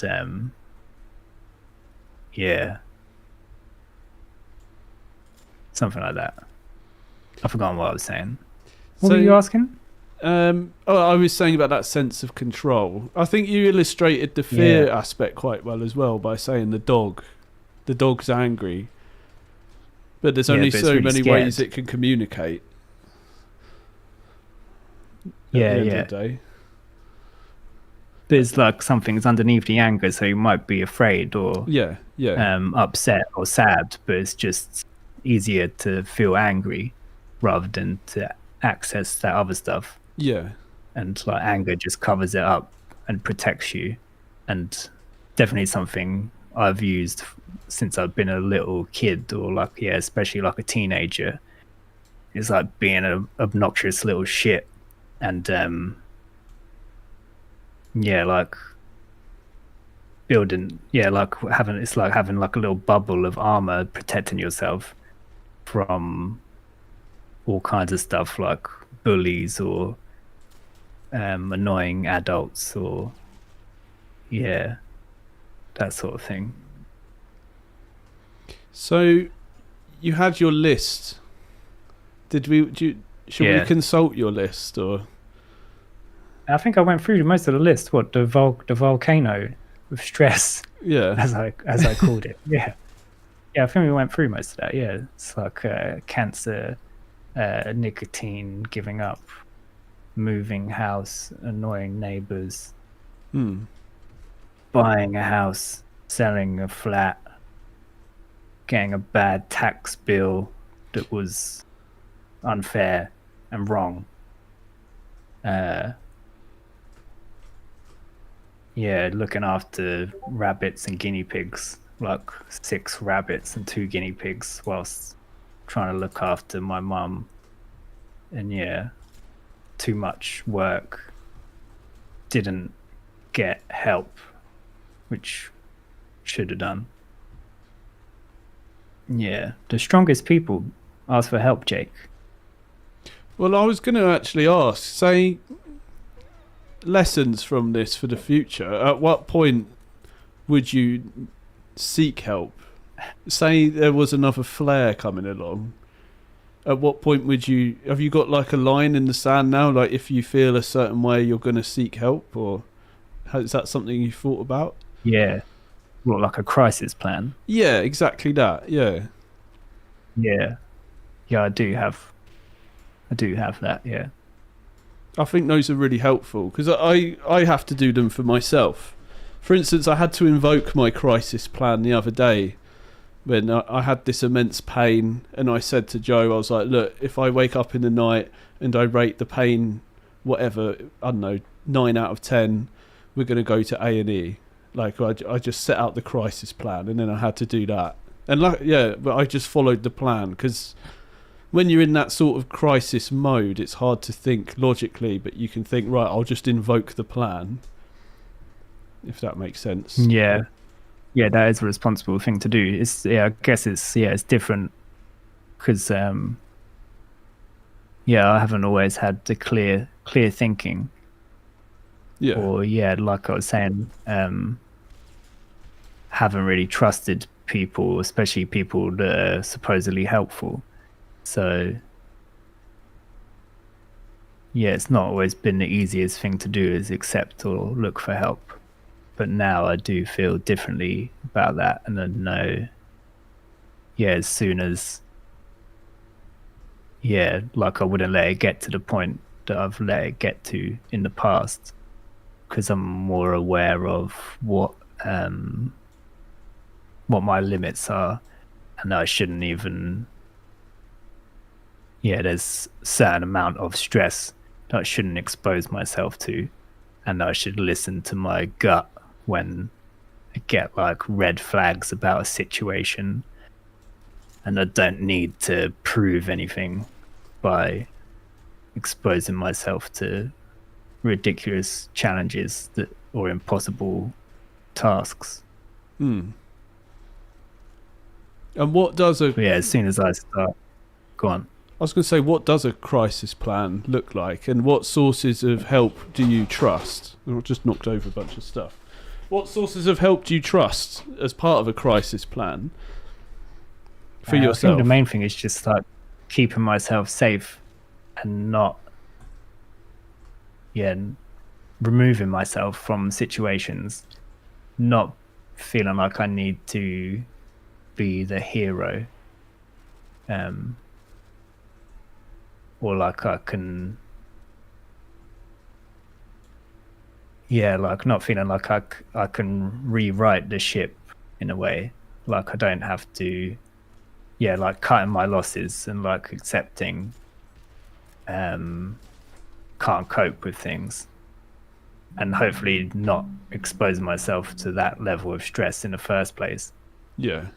And acknowledging that I need to be prioritizing my mental well-being before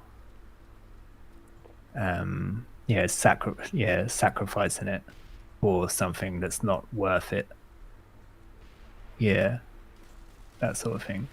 So it's probably go ahead. Go on. I was gonna. I was gonna say. So it's that term that the NHS love to use. It's about being proactive. Oh, I thought you were going to say it's okay to not be okay. That too. I forgot about that phrase. Sense, though. I forgot about that phrase. It doesn't entirely. make any sense. It's okay to be not lucky okay. You, it's not okay though, is it? It's not, because otherwise it wouldn't be. What? It's not okay to not be okay. Well, it's not okay then, is it? They used to say that all the time. Actually, now you've brought it up. It doesn't make any sense. People are just saying it like they haven't even thought about what it means. It doesn't mean anything. It just sounds good for a marketing campaign. It's okay to not be okay. Well, it's not okay then. It's not okay, actually. It's not okay. It's not okay to be not okay. Yeah, it's not okay to be not okay. It's not okay to not be okay because it's not okay. Sorry. Yeah, that's just trigger. It's triggering, isn't it? Sort Luckily, of that was benign, gross not in my slogans. mind anymore. Gone to the Yeah, recesses. good because it's not okay. It's not okay to be not okay. You're right. Did you ask me a question? I can't remember what it was anymore. What? So I guess we'll move on. Okay. Things that Very you professional. found helpful. Being proactive. That was it. So let's talk about Class A hugs. Class A hugs. Yeah. Yeah, they're hard to get. They're hard to get these good hugs, aren't they? Sometimes I've had to go meet people in alleyways for hugs. What, slip them a And, fiver? Yeah. Sorry, they're more expensive than that, Jake. Yeah, I'm thinking about Class B Yeah. drug. Sorry, no. That's Class C hugs. Actually, you said it with a D. Oh, yeah, that's different. I meant rugs. Yeah, don't do those. Class A rugs, yeah. Hard to keep clean. Need a good vacuum. I've actually been thinking of selling my vacuum. So what? Just let the carpet be as it wants to be. Well, it's just sitting there gathering dust.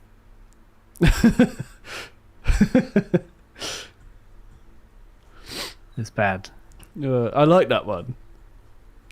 Yeah, it's good. Yeah, always sneaks up on people. What's in my crisis plan? Go to the hospital and wait for 7 hours. Oh, that is pretty much how A&E works, though.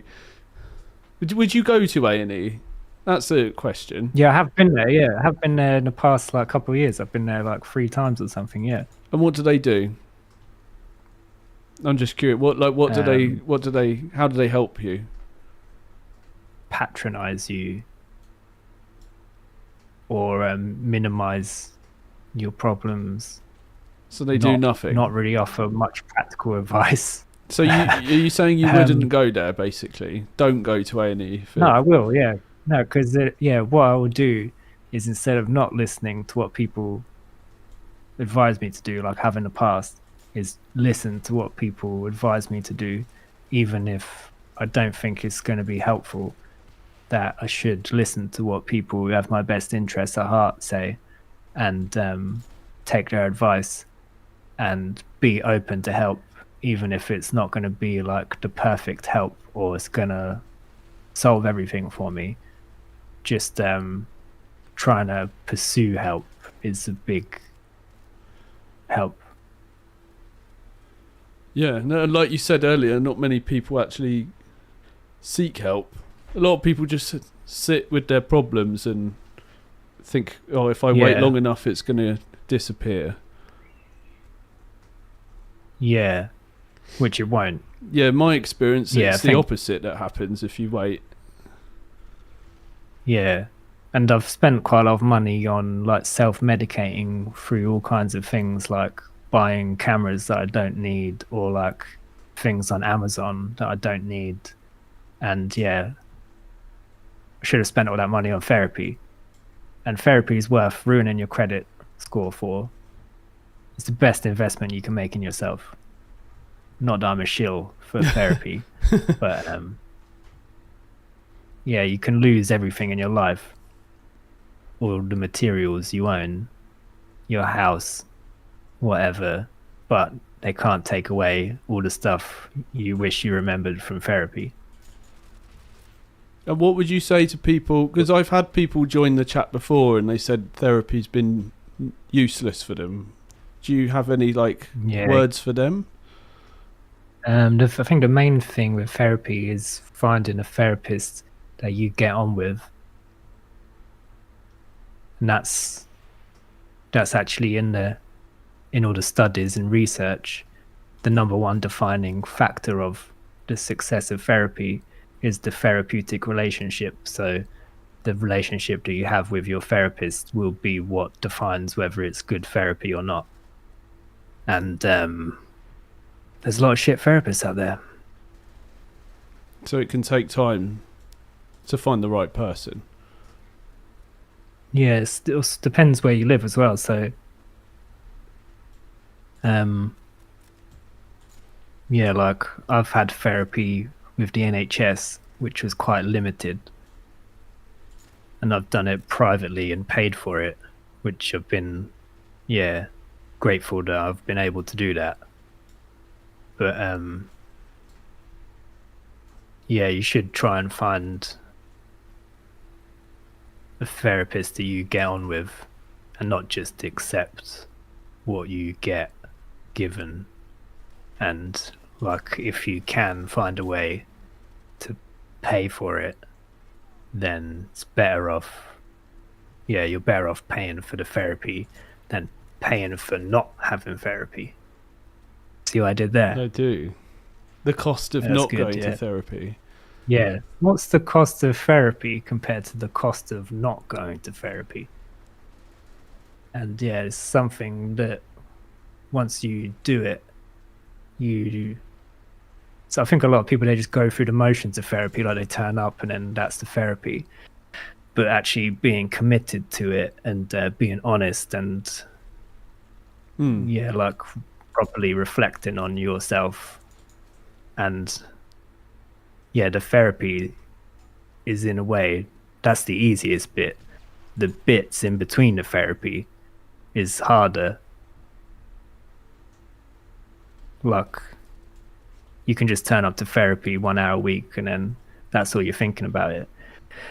But it's not the same as like properly committing to trying to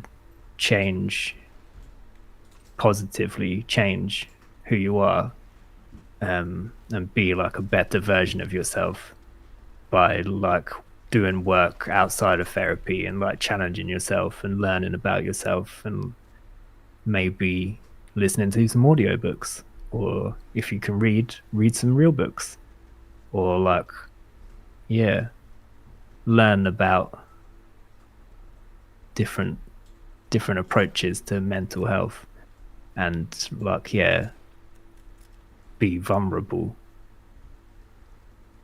Yeah, it's not for everyone, and like there are different types of therapy as well. So I've done quite a few different types of approaches to therapy. Like I said, I went through my whole life story and talked about quite a lot of stuff, and that was really helpful, but it did have like certain limits to it. And so did this thing called EMDR therapy, which I think you did a bit of as well, didn't you? I have, yeah. Yeah. And it's like, what is it? Eye movement. Yeah, it's essentially copying your REM sleep's eye movement to help you reprocess past experiences. Yeah, that's a good way to put it. Yeah, like eye movement desensitization and reprocessing. That's what EMDR stands for. Okay, I didn't know that. Yeah, I think if people are familiar with the Tetris effect, or if they're not and they played video games, they will be familiar with the Tetris effect in reality when they've gone to sleep. Like, you've had it playing Age of Empires, haven't you, where you go to sleep and all you can think of is a new little villager popping out of town center. Oh, okay. Yeah. What's the noise? Yeah, shh. That's it. I had this story. I'll do a quick side note. I heard this really funny story of this this guy that was at the hospital watching his wife give birth to their first child, and when the baby came out, he went, shh. No, he didn't. Honestly, it kills me. You have to go and build a farm to increase the population level. Oh my god, it's so funny. And his wife was like really, really pissed off and like didn't talk to him for weeks. It's really good. Sorry, I just need She to doesn't regain my understand. composure. It's good. Yeah, this, if anybody's played Age of Empires or Tetris even, they've gone to sleep and they're still seeing those images that they've repeatedly exposed themselves to of this video game they've been playing all day. then I think EMDR is a little bit like that, where your eyes have just been doing this repeated movement, and it enables your brain to go into this state of processing information. And trauma is essentially information that when you experienced it, you processed it in a way that's caused you trauma. So one example might be like you get like hit as a child, and from that you take it as like you're worthless. And so EMDR would give you the delightful task of reliving that painful memory over and over again, whilst either moving your eyes left to right, or like I did it like this, tapping your shoulders. Okay. There's lots of different ways to do that. That's like bilateral stimulation. You do this. It does feel like I was in an episode of the X-Files doing all this. Yeah, you reprocess these difficult memories that represent a core belief that you have. I'm glad you said core belief. I was literally thinking about... I've spoken about that before, and that's one of the main things I took away from in therapy, was looking at the times when... What did I believe about myself during those experiences? Yeah. That's what you target. You target these core beliefs that are represented by these traumatic memories that are either like the first memory you have of that, or the worst memory you have of that. And a lot of that might be as a child. And then you tap on your shoulders and like think of the memory over and over again. And then it can feel like, I did it for like weeks and weeks just on one memory sometimes. And then you think it's like, why am I doing this? This is ridiculous. I'm just sat in this chair, tapping my shoulders, thinking of this thing over and over again. But then at some point it just feels different, and you think of something about it that you hadn't thought about it before. And I think, was it Cormac McCarthy? You know him? I don't. He wrote some books. He said, we remember the things we wish we forgot, and we forget the things we wish we remember. And trauma is something you try not to think about. You try not to remember it. But doing this EMDR stuff, you're forced to remember it. And you're, well, not forced. No one's strapping you to a chair, but you're actively like trying to remember it and think about it, when in your whole life you've tried to block it out, and you've thought potentially something that's not very helpful to you. So you target this core belief like, I am worthless, and you try and think about it like, what do I actually want to feel? Oh, I am worthy. And that's what it helps you do, is reprocess or properly process these traumatic memories, so they're not kind of holding you back or hurting you anymore. And then the way trauma works is like, if you're in another experience like that again, you go into like this trauma mode, and you're not actually in the room anymore. You're responding to these memories rather than what's actually going on around you, which can be not helpful. Yeah. And if you process them, changes. Yeah, it's like you regress to who you were in that moment when the trauma happens. Yeah, exactly, yeah.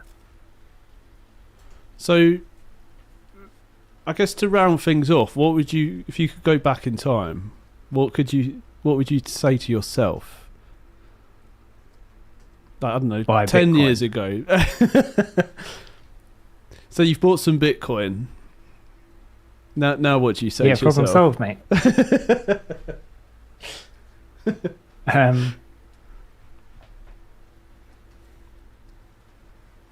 don't know. Yeah, what? Buy more Bitcoin? Well, there you go. And Oh, now yeah, you're I'm rich. joking.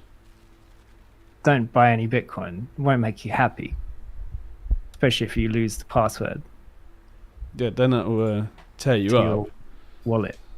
Yeah. What would I tell myself 10 years ago? Yeah. Don't know. Go to therapy now.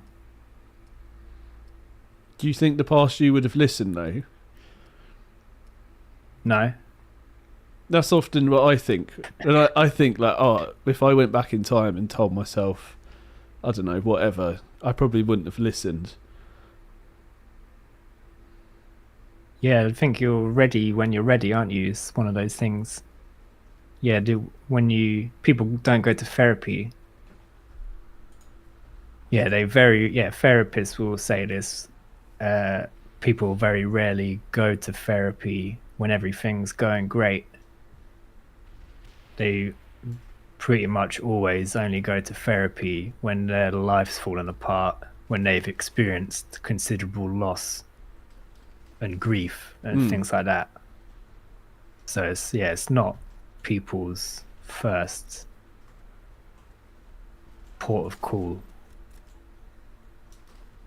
Yeah, it's the same with any kind of change. Most of the time, you have to experience serious loss or hardship of some sort before you will change. Yeah. And some people, they do that and they never change anyway. But yeah, don't know. I can't really go back in time, so yeah. I guess yeah. You can't? Would I listen to myself? Would I listen to a future self? Don't know. I don't think I would. Well, maybe I would. I don't know. Just a thought experiment, I guess. Yeah, I didn't. Yeah, when in the past I didn't really like myself much. Now I think I'm fucking great. But back then I didn't really like myself much, so I wouldn't listen to myself. Well, like you wouldn't Even trust though it's yourself. really self-righteous. Yeah. Yeah. Well, I don't know. Yeah, it's weird, isn't it? Yeah, I don't know. Don't know if I probably wouldn't go back in time. There's lots of things that I regret, but I can't. Yeah, all I can do is learn from those things. Yeah. Can't really, because it's not all been bad, has led me to, like, if I could go back in time and try and avert certain things from happening or make different decisions, then would I be as awesome as I am now? Well, it wouldn't lead to That's the whatever you'd have learned and who you'd become now. You'd be on a different path, wouldn't you? Yeah, I have heard someone really cool tell me that the advice, what doesn't kill you makes you stronger, is bullshit, which it is bullshit. There's a lot of that sort of talk. People say, like, if you experience difficult things, it makes you stronger. But I don't think it does. I think it actually makes you weaker or in denial. It's how you respond to those difficult things that makes you stronger, maybe. It's not the difficult thing itself. Okay, I see what you're saying, yeah. It's one of those, like, man things men like to hear.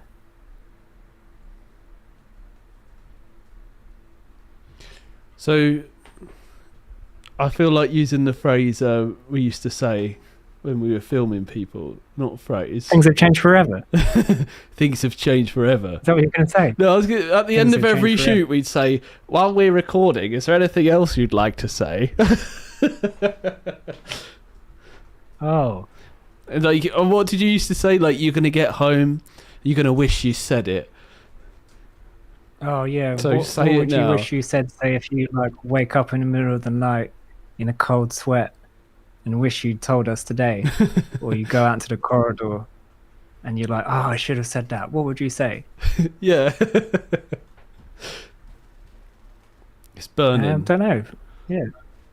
Nothing really, yeah. Thanks for the opportunity to come on to your live stream, No, thank you for joining. I guess. Yeah. Is there any fun things in the chat? Yeah, let's catch up with the chat. Eric's Ask just them for said, some questions. Yeah, tell them to ask some questions. yeah, we'd Where's like. all the questions? I was thinking we should open up for some questions. Eric said wise words. Yeah, ask me some questions. We did Ask have a me question. some, Let me pop up the stream a little bit. ask some Peter, stuff that's potentially offensive that you like wouldn't want to ask because you might offend someone. Ask those questions. okay, we want some offensive questions. John, Yeah, do you have no, well, children? yeah. Would you like to have children, and how would you bring Is that them what I up? said? Yeah, this is a question from Peter. He posted it a little while back. Do you want children? Would you like them? And how would you bring them up? Oh, well, would I don't have children. Would I like children?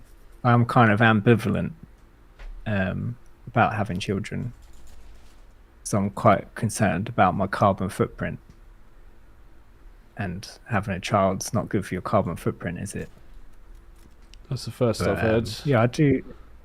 No? Well, yeah, one person's like 100 aeroplane flights, isn't it? We're going to have to plant Think some about it. trees. Think about all the trash that humans make. That is true. We'll add a lot Yeah. to the landfill. Or carbon dioxide all adds up. You could But yeah, commit to that's planting slightly trees secret. and reusing nappies. Yeah, I do compost and recycle. I have a worm farm. So, yeah, I compost and recycle and have a worm farm. If I had a child, it would undo all of that. But I am not taking the question seriously. Yeah, I guess how I would bring them up. Try and support their emotional health and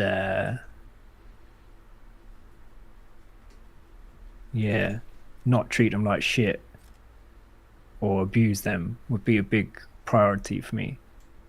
Let them be their own people. Allow them to express themselves. Develop their own personalities. Foster their passions. That sort of thing. Is that good? What about you, Jake? What about how come you were getting away with that? Oh, How would you the bring up question a was child? posed to you. How would I bring them up? I would. Yeah, how would you bring up a child? I don't know. I guess I'd try and be. That's a tough question. Positive role Yeah, model. I'd try and let Yeah, them you try and role model. explore the things they find interesting. Yeah. Yeah, I would try and Not, role model. Yeah, what would you try and role model? I'd like to model being confident in taking initiative or trying things out and not being scared of failing. Yeah. Um, Being proactive, embracing failure.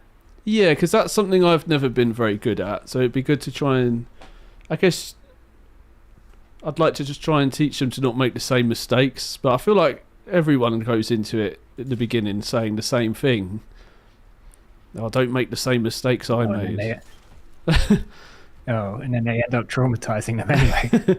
So I guess the main thing is just to let whatever happens happen, and don't try and steer the direction of like what they're interested in, and don't try and push the things I'm interested in on them. Like if they're genuinely interested, share them, but otherwise it puts them off, I think. Yeah. then you do like reverse psychology, so you pretend that you're interested in things that you're not actually interested in. And then that steers them closer to what you are actually interested in. And then when they develop that interest, you're like, aha! I actually really like that. And then they think it's Yeah. not very cool anymore. We actually did projects on how to raise a child, didn't we? We did. Well, only A lot in of the that's early bullshit. years. Only in the early years. Yeah, a lot of that's bullshit. All I remember is how to get a baby to attach to the breast for breastfeeding. Wow. That was one of the videos we made. Why did you? Apparently you put their nose to the nipple and then they latch on. That's the main thing I learnt from that project. Why is that the thing that you remember? I don't know. It's just the thing that got stuck in my head. Yeah. I wonder why that's what you remembered. I don't really remember any of the other Yeah. projects, their videos, and there was 19 of them. A lot of it's propaganda that we made. Like, Is it? yeah. Well, the That's what early I years found. stuff. Yeah, I've heard from real life ladies that a lot of it's bullshit. Well, that's not good. A lot of the information they're spreading is like come up with by men who can't be bothered to tend to their crying baby. That it's more convenient to just let the baby cry But then, and learn that if it cries, it doesn't get help. my Rather question than actually is, give it what it wants. it was mostly women who Go were on. in charge of the project. Yeah, but they're being controlled by men. Yeah, I couldn't see They're these not men. questioning stuff. They're not questioning what they're being told to say. Yeah, and I don't know what They're they're just telling taking me. Well, all I'm saying, it was ladies yeah. telling me what to do. Yeah, but they're being told what to say and not questioning it and just taking it as accepted. Propaganda. Well, we spent many hours on that. Yeah. Hell. Another question. Can you both agree on who has the better beard? No, that's not. Yeah, bit- Jake's is better because it's longer. Well, And is longer if you have a better? longer beard. Yeah, the longer your beard, the closer to hell. My beard's That's my own just saying. my beard's just it's just it just is. I don't do anything to it. Yeah. Simon says he doesn't Yeah, I probably. know any questions. What? He's forgotten all of them. What, you had some, but you forgot them. Yeah. Is that the same one? My Age of Empires will not be the same now. Oh, he knows Age of Empires sound effects. Wololo. Hey, Peter Mitchell, he's saying in boxing we say it's not how hard you can get hit, it's how hard you get punched and get back up. I think that's actually a quote from Rocky 5 or 6, right? Is there 6 of them? 6 Rocky it's films? not about how hard you can get hit, it's about how hard you can be hit and keep moving forward. Right? I've still never watched Rocky. Fuck. It's fun. Oh, we do have a question Predator the here. other day. Oh, that was one of my favourite films, Predator. Okay, Ah. the other question. Oh, good. If you're likely or have suffered from psychosis before and someone tells you you are having an episode, what makes you so sure that they are wrong? How can someone get through to someone through an episode? Or is it someone going through it? Yeah, it's a good question. Yeah. I think one of the main things is don't disagree with things that they say that they believe, and don't cause conflict with them, because it just makes things harder for them. And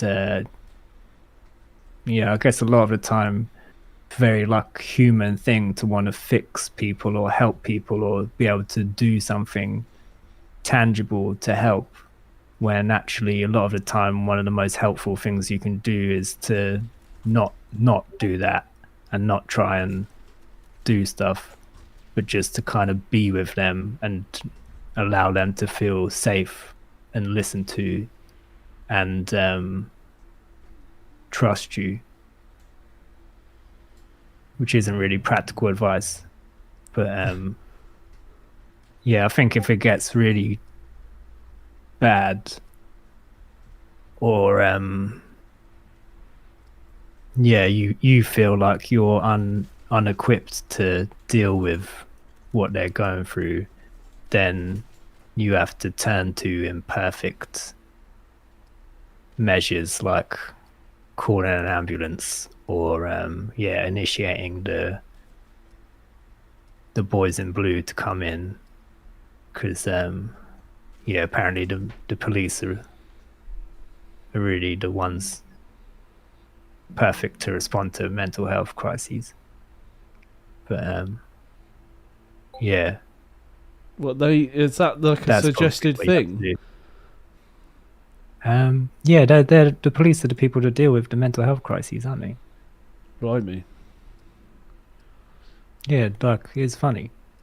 They're not very well equipped to deal with it, but they're the ones that do have to come and deal with the emergencies. Yeah, they arrest you and put you in a van and take you to hospital. I've been handcuffed to a wheelchair, Jake. Well, when was this? Not that long ago. No, it's like a couple of years ago. Why were you handcuffed to a wheelchair? Yeah. So you could have just got in it and rolled off.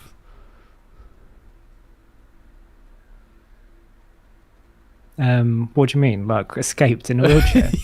yeah. You've been handcuffed to something with wheels. Yeah, but they're guarding you, aren't they? Okay. I to do more crime. I was just imagining they leave you there and then you're like, I'm stuck with this wheelchair attached to me. No, they have to wait with you, which they're thrilled about. Yeah, I'm sure they are thrilled about that. Yeah, when that happened to me, there was a nun in the. There was a nun in the waiting room as well. I thought you were going to say they brought the nun in.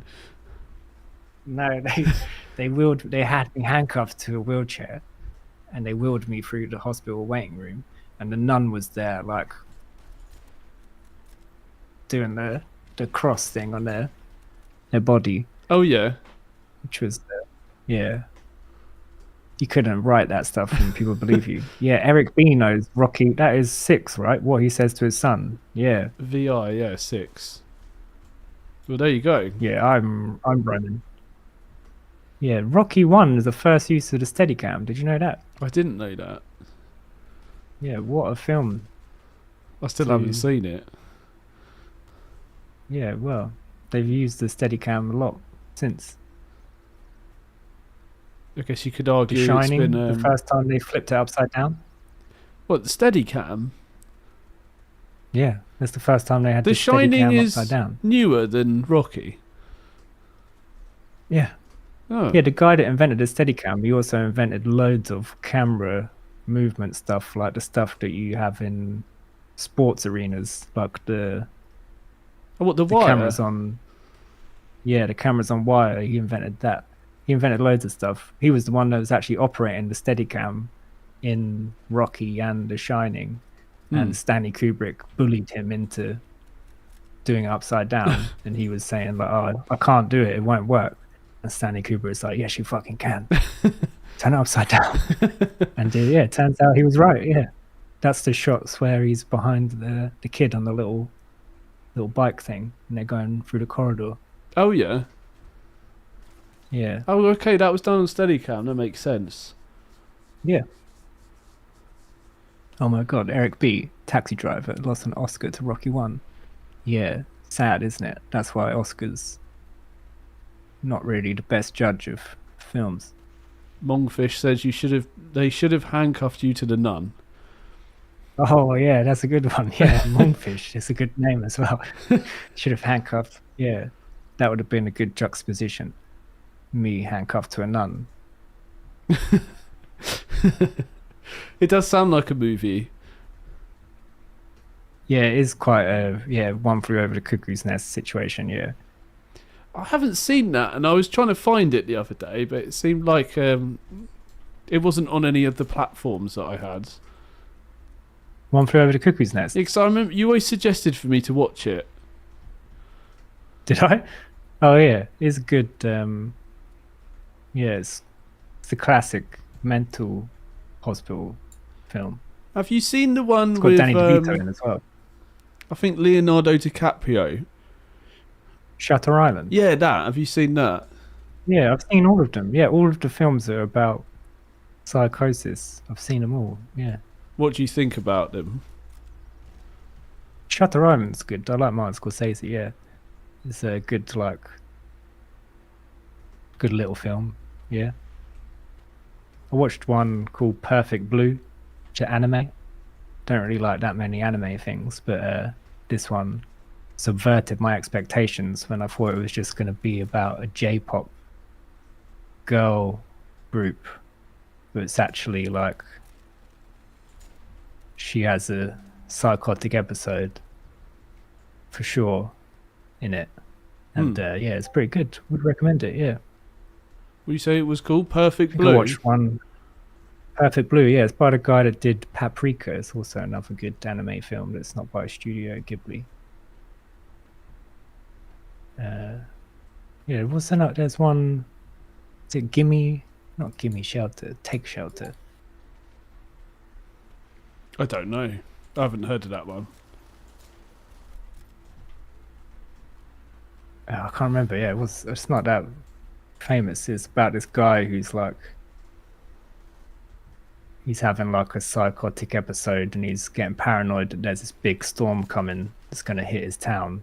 And he's trying to tell everyone that there's this big storm coming and no one believes him. That's a lot of what it's like sometimes. Yeah. Yeah, Gimme Shelter is a Rolling Stones song, yeah. Like, you know, this Take thing Shelter. is happening and no one's willing to listen to you. Yeah, exactly, yeah. That's what I was doing. Remember when I got the whiteboard out? When was that? Take Shelter, that's what it's called, I think, yeah. Yeah, when we tried to sort things out and rented that place. Oh, yeah. Yeah, and I got a whiteboard out and started joining all these dots like a conspiracy theorist. One for you, Jake. Film quote: "Hey, you're bleeding. I ain't got time to bleed." Do you know what that's from, Jake? I ain't got time to bleed. Predator. I think it's Predator. It is Predator. Yeah. If it bleeds, we can kill it. Stick around. And you've only just Get to seen the that. chopper. Yeah, I was actually really disappointed. What about it I disappointed watched it when you? I was a kid. Oh, you have seen it before. Okay. Yeah, but I was I'm in this like movie club thing that's like a book club, but with movies. And we were supposed to watch Predator, but through the lens of it being like a film about positive masculinity, as though it's just all these guys in the forest like looking after each other and having each other's backs. That's not what it was like at all, actually. And like, firstly, even if you look past how they're bonding over misogynist jokes and homophobic slurs, and how that's not really that positive masculinity, they're all, none of them say anything nice to each other. They go into this jungle and murder a bunch of the indigenous natives and make jokes about it. And they're all like archetypal male tropes. And then Predator itself, the Predator monster thing, like, pretty racist, isn't it? Like, the guy who designed the Predator look, he had a picture of a Rastafarian on the wall, and that's what he's basing it on. But it's an alien. The dreadlocks and stuff. Yeah, it's an alien, yeah. And that's like, yeah, I don't need to explain why that's problematic, yeah. But Predator, no motivation. Why is he even there? He's just killing for the sake of killing. I think that Savagery is for the the sake of plot, isn't savagery. it? I think it's just he's some Yeah, sort yeah. of hunter who hunts on different planets or something. Like, don't you Yeah, see but, like like, skulls they of don't- like different aliens in his ship near the end? I think. So it's been years since I've seen it actually. Yeah, I mean, if you look past all the problematic ideas in it, the lack of motivation for why a predator is being a predator was really what let it down for me. Like, I just didn't care. I don't think And I ever like Arnold questioned it. Schwarzenegger. I never questioned the Predator's motivation. Yeah, and it's got that really classic meme at the start where it's like Carl Rogers and Arnold Schwarzenegger with the handshake. Yeah. Yeah, they do the handshake, and then it hangs on a handshake uncomfortably for ages whilst you look at their popping muscles. And they're having like a mid-air arm wrestle, and it's like they're trying to buy some sort of they're trying to buy themselves some credits for, like, this is like some sort of symbol for white and black unity. But like, Carl Rogers is clearly repressing his love for Arnold Schwarzenegger's character through the whole thing, and it's sad that he can't just say like, I love you, I missed you, you're my dog. And yeah, they're just not nice to each other. So it wasn't like a good reflection of positive masculinity, in my opinion. And it wasn't really, let's be honest, it's not Terminator 2, is it? It's not Terminator 2. If you want to watch Arnold Schwarzenegger in his best film, in his best role, you want to watch Terminator 2, because that's like, you're not going to beat that, are you? Well, what about the film where he says, "Put the cookie down"? I Like can't do Daddy Daycare or something. He's done so many funny Kindergarten films. Cop.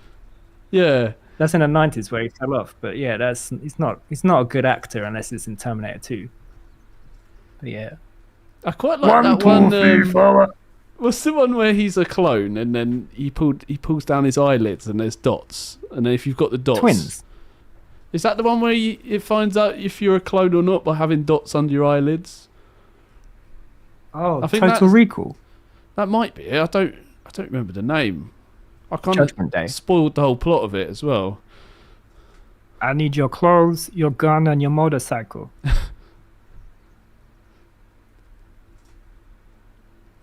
Right. I don't remember. I just remember the dots and clones. Hold on. Well, I hope you leave enough room for your fist, because I'm gonna ram it into your stomach. It's you kind of verging onto a Kermit voice there, actually. Yeah, the impressions of Arnold Schwarzenegger sound more like him than he does.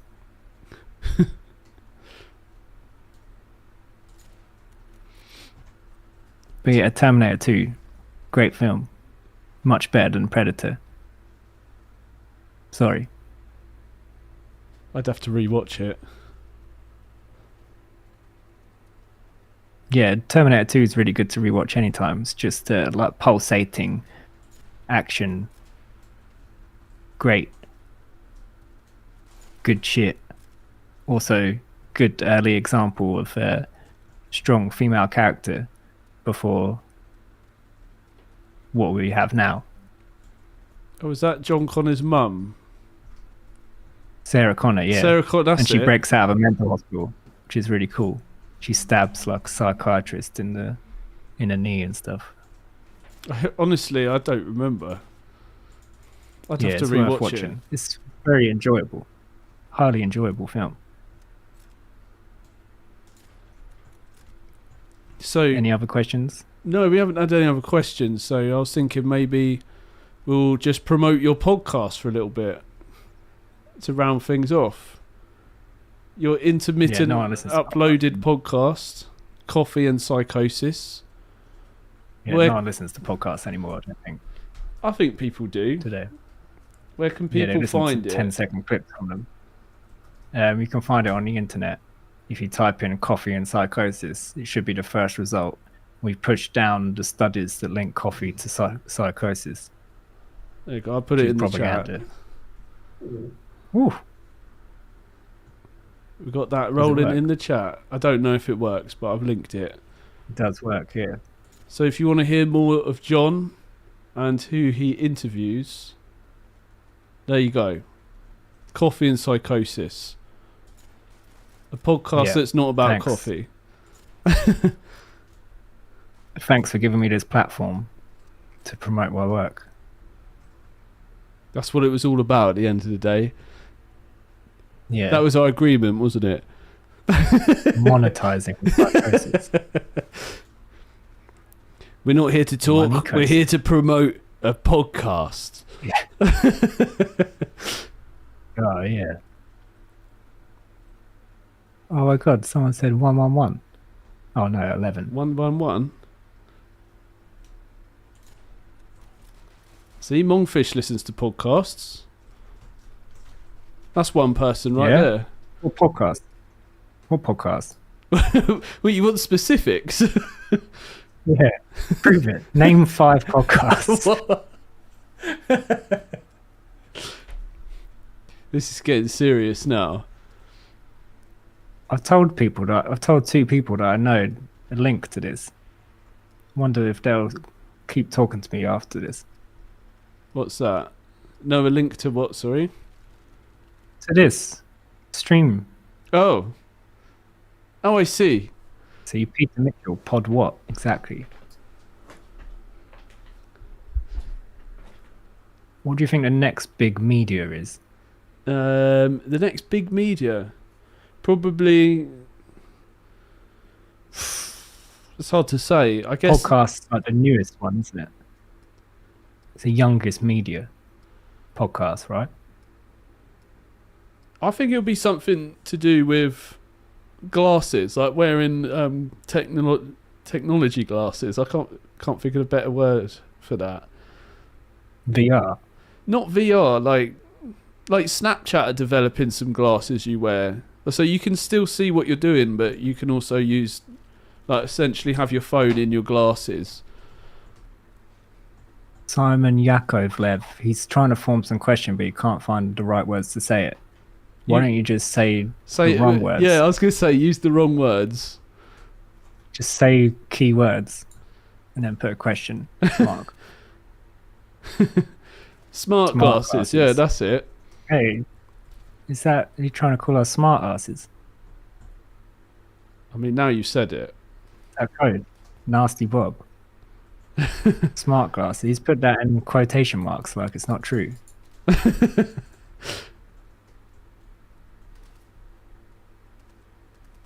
I'll be sticking to my dumb glasses.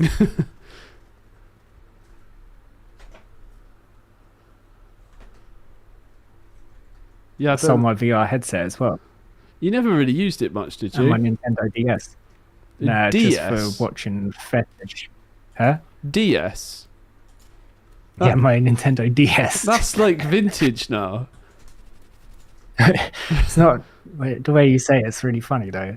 Nintendo DS. It's because But I you're was, saying wanted to Nintendo make DS, sure. like it's Spanish, like Nintendo Diaz, I just wanted to make sure it's the DS and not the Switch. Nintendo 3 Diaz.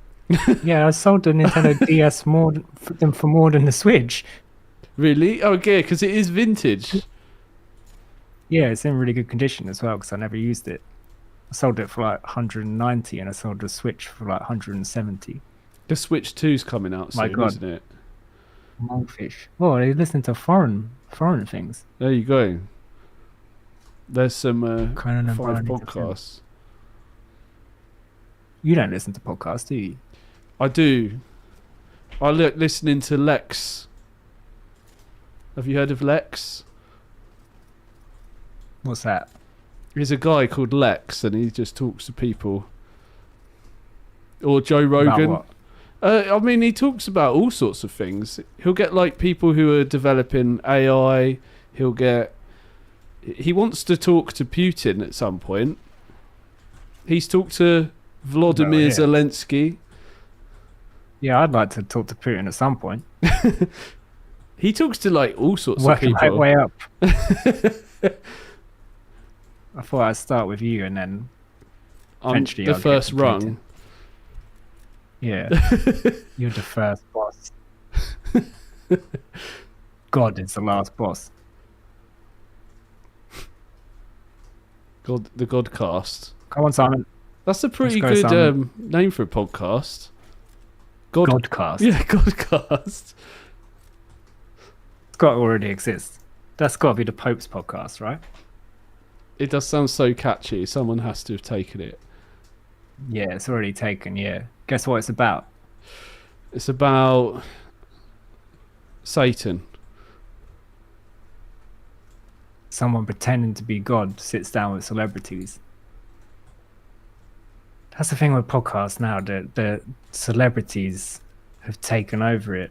So it's like, you can just not have something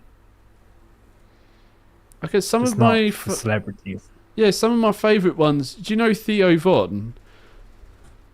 Yeah. When he like interviews like a garbage man or a dinner lady, Yeah. and they end up being like really interesting.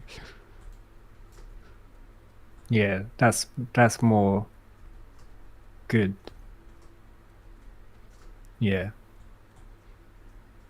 But I mean, a lot of the time, yeah, like it's the same thing with YouTube, isn't it? It's supposed to be YouTube, not they tube, them tube. It's supposed to be like a platform for people to do stuff that aren't celebrities. Yeah, but it's kind of turned And into then that. Google bought it. Yeah, and people become celebrities from YouTube. That's different. But the same thing with podcasts. It's supposed to be like just regular people doing it. That's what I think the best podcasts were. It's like people who weren't famous already. But yeah, I listen to I listen to Bill Burr's podcast and stuff. I stopped listening to Joe Rogan. I haven't listened to ages Bill ago. Burr's. Wow, he's our hero. Simon Burr. said. Been to see him a few times. Simon says, all in my mind, Whoa. the one words are circling around the prophetic dreams. Bruh. I can't form any good thoughtful Bruh. questions. So let's talk about prophetic dreams. Have you ever had any? Yeah, like when I was originally on a mad one, I thought I was a prophet and that I wasn't Jesus. I was better than Jesus. Like I was more on the money than Jesus. That I was going to tell everybody this apocalypse was coming. I was going to save everybody. And I was going to do that by arranging Cocoa Pops on the floor. And only the chosen people would understand the warnings. So the Cocoa Not Pops sustainable were business supposed to represent the incoming apocalypse. Well, that's what it represented to you. Yeah, it's like a secret message, yeah. Like in True Detective Season 1, Matthew McConaughey's character felt like he was mainlining the secret truth of the universe. That's a really good description of how Mainlining it feels to... Yeah. So it's literally Yeah, like it's your in your IV. blood. It's in my blood, yeah.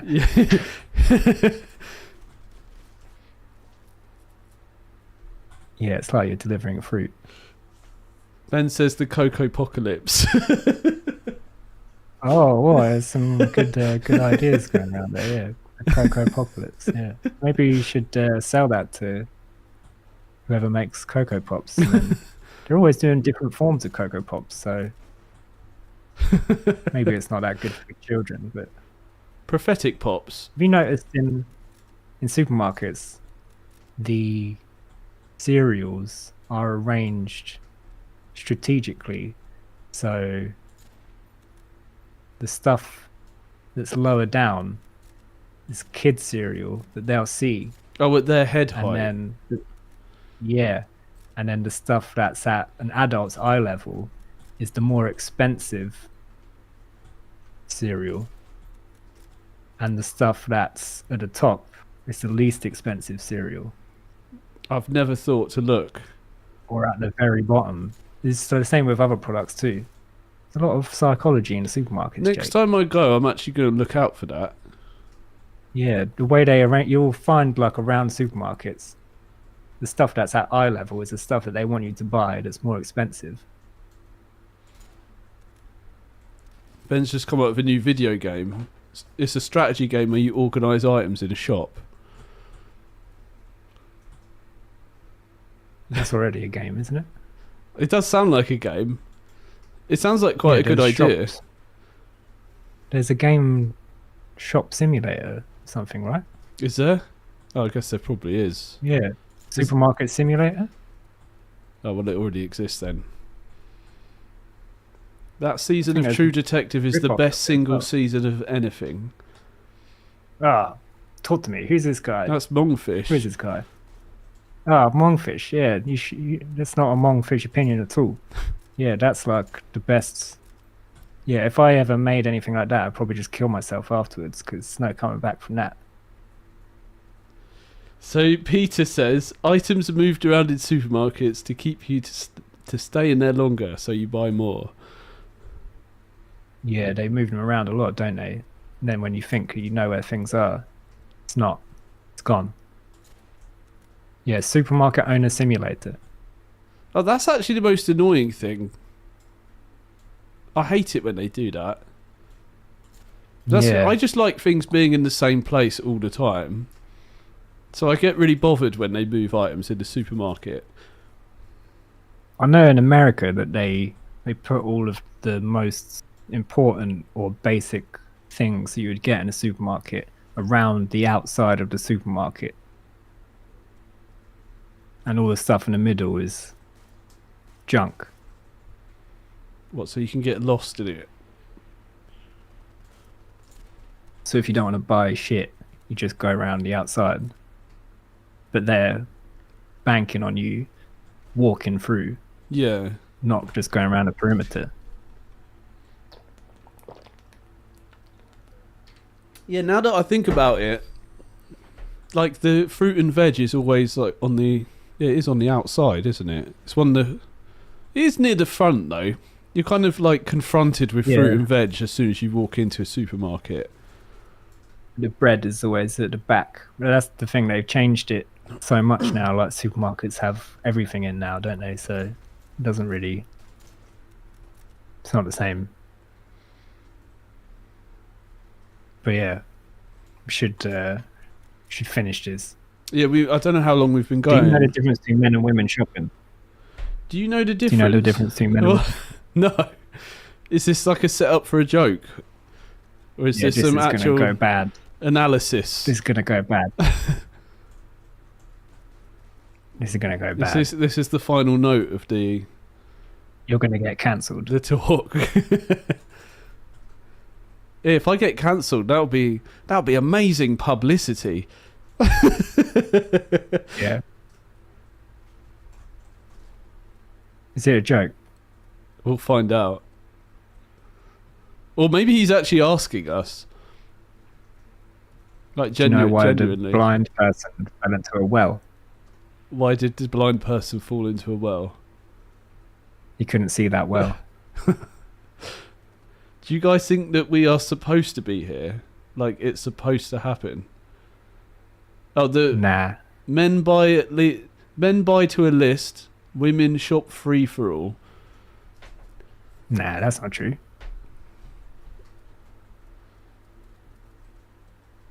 Loads of people use a list. I do a hybrid approach. No, Yeah. actually, that's where the shop will get me. I'll go in for the list, and then I'll end up picking up a few extras. But that's exactly what they want. Yeah, you've got to stick to why you're there. I just remembered you're the man who introduced me to Waitrose. Actually, How? I'd never been in a Waitrose until you took me there. Because they don't have one in your town. No, that just means I don't go very far. Yeah. It is true, though. I'm a hermit. I don't think we're supposed to be here. We just exist. I don't think anything's supposed to happen. Yeah, I think it's like an accident. And we all like to think there's some meaning. Maybe there is. But it's only meaning that we invent. Ultimately, everything is meaningless. And once you accept that, you can do what you like. As long as you don't hurt people. No, I tend to agree.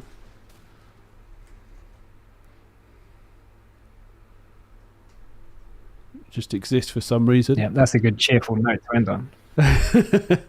Right, yeah. I can see how we've been going for 3 hours. That's a long one. How long? Your podcasts are usually about an hour, aren't they? No, I've done 3-hour ones. Oh, okay. Well, so you're no stranger to this. No. Have been sat down for too long, and sitting down is the new smoking. Yeah, right. In that case, we're going to have to move. Well, thank you very much for joining. Sat down, stand up. Thank you. Thank you very much for having me. It's been a pleasure. Thanks to everybody at home for watching. I hope you've gained some valuable insight into psychosis, and look after yourselves and each other. That sounds fantastic. You're welcome. I'll probably leave the stream going for a little bit, so I guess I'll just leave. I'll come out of the call. Oh, let me switch to the. Why isn't this working? There we go. Let me just quit this.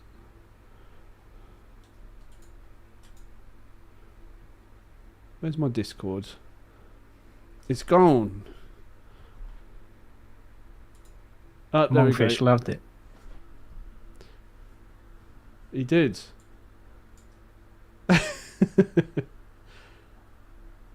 All right, I'll speak to you later then.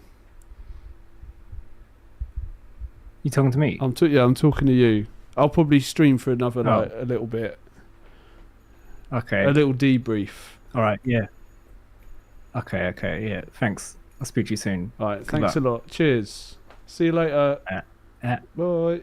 Bye. Right. What I'm going to do, I am going to grab a hot drink, and then I'm going to maybe play a little bit of that tower defense that I've been addicted to lately. So I'm going to be right back. Let me pop on some.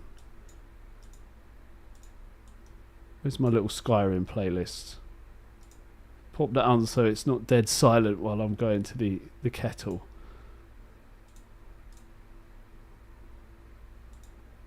We can't end the day. Oh, actually, guys, do you want to play Contexto? That would be a nice way to round things off.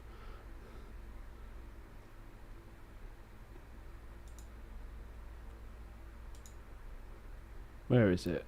Here we go. I should really set up a little button that just makes this happen. Press a button and then the music comes on. We'll get there. I'm always trying to constantly improve, innovate, continue to defend your kingdom. Yeah, I guess we'll do a little bit of Contexto because we got to do that once every stream.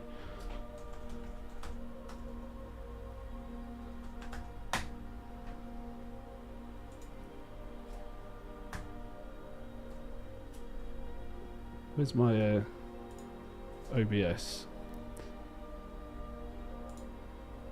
There we go. So while I'm going to go to the kettle, think about what words you want to put in here. I'm going to start things off by writing hot. Leave some suggestions in the chat and I'll type them in. I'll be right back.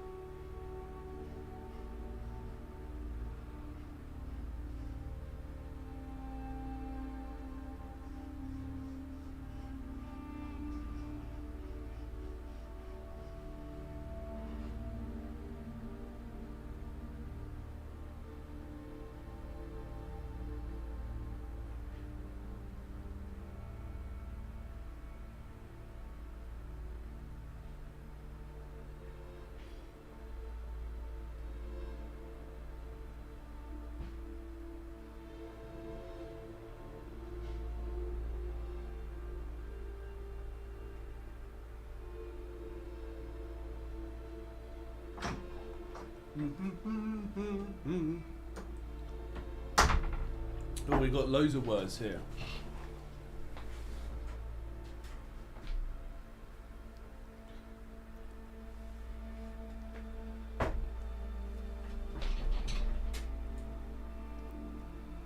Right, we're all good. Right, cold. We're looking for cold things. We've got cold. No. Degree. Freeze. Fridge. Winter. Snow. So we can safely say it's not temperature related. God, I just had a little bit of yogurt. I love a bit of yogurt at this time of day. I get a bit of full fat Greek yogurt. I get some peanut butter, and then I chuck a few blueberries in there. I decided to just eat that whilst the kettle was going.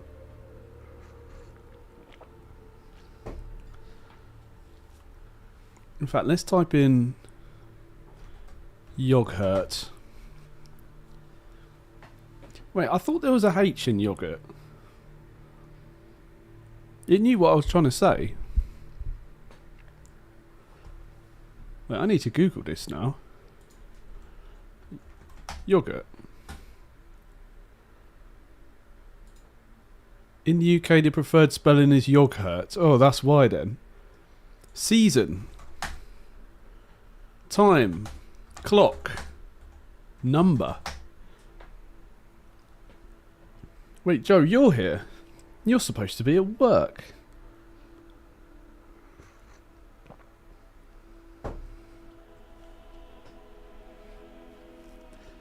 None of these words are the right words.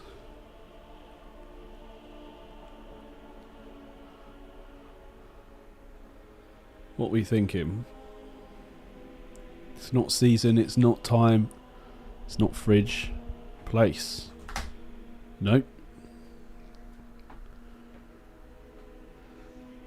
Yeah, you are at work, you're skiving.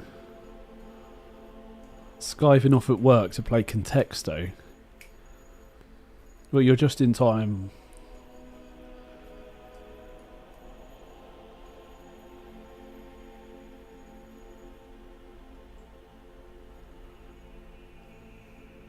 Paper. Here we go. Calligraphy.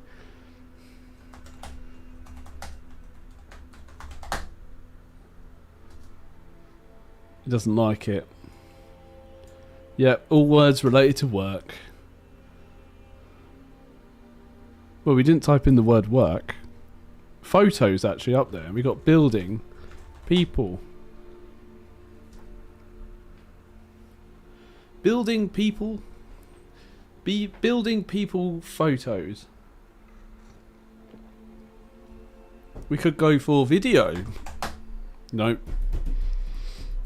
What about picture? Joe said the word album. Picture's a lot higher. Art. Camera. Screen. No, we've got the word camera. Sofa. Oh, can you imagine if sofa was the word? Did I experience an episode of Psychosis? I haven't. We've just finished discussing Psychosis for about 3 hours.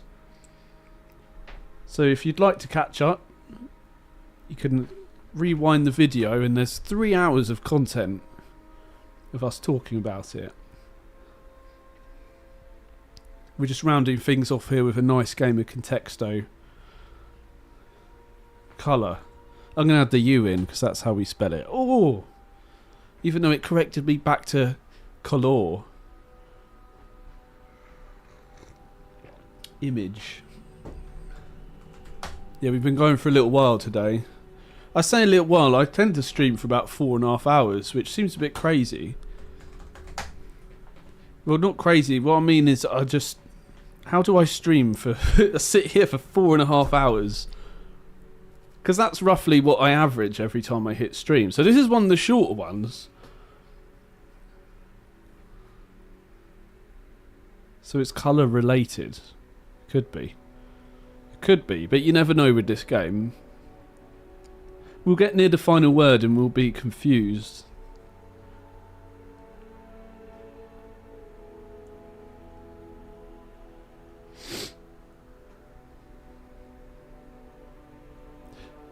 Should we type in some colours? I'm going to chuck in the word blue. Oh, not blue. Cat. Cats do have various colours. Do you know what since you mentioned cat, I don't know what manul is. Or aminal. Aminal? Animal. Yeah, I've been thinking about, when I look at my cat, I think, or just animals in general, if they live longer, would they go grey? I know you can have like white fur in that, but would they, if they, say a cat could live to 80, would they go grey like we do?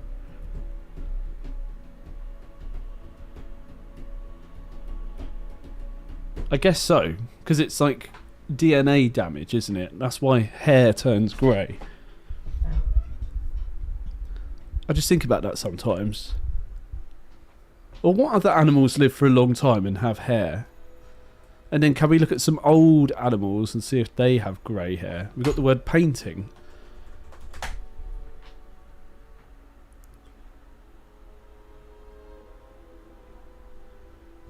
What animals live to over 100? Animals with hair that live to, let's say 80. Sea otters. Asian elephants, bowhead whales, musk ox.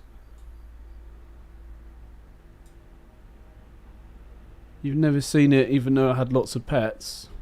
Yeah, I guess pets just don't live long enough to turn grey. Wait, do other animals get grey hair?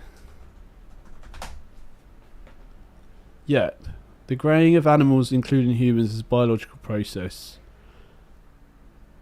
Why doesn't hair of animals go grey? Few mammals actually experience greying hair. These two things are contradicting each other. You can't tell a chimpanzee's age. I'm just reading headlines. Not looking into anything. Let's type in the word grey. Oh, grey's up there. What about old? Nope. But apparently we can't tell an animal's age by the colour of its hair. To be fair, some people go grey a lot earlier, don't they? Brush. Oh. Wait, did we use we do have the word paint, yeah. Is paintbrush one word or is it two? Oh, there you go, it's one word. We've got some colours coming in. Purple. Purple's up there.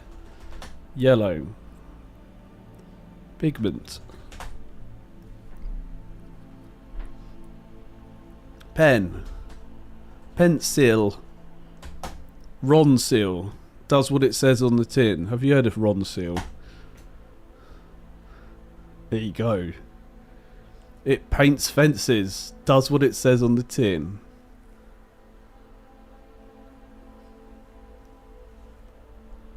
So at the minute we've got the word pencil, brush, purple, colour and grey. What could the word be? I just said pencil, like, strangely. Pencil, Ronseal.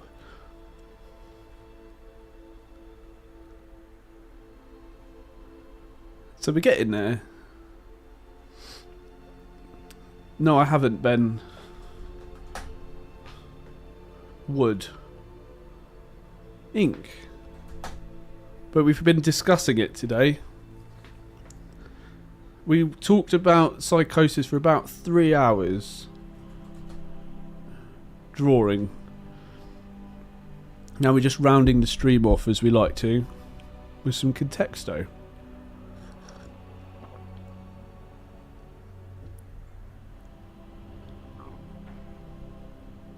There are loads of games like this, but I find contexto is my favourite one. I'm just not good at Wordle. I've never been good at Wordle.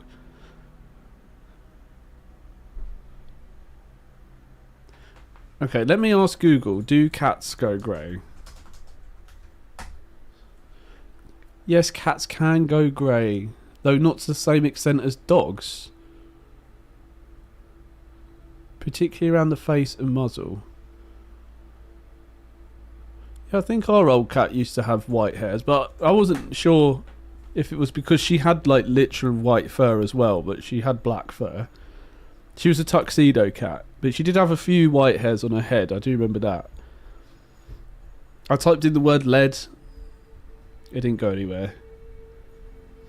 I think it's just out of frame. I hung up the picture of her up there because I accidentally knocked the other cat picture off the wall.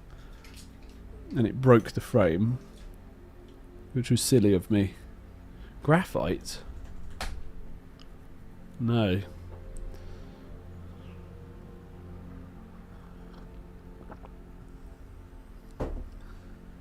Ben with an N. What's the other way of spelling Ben then? Beb. Bem.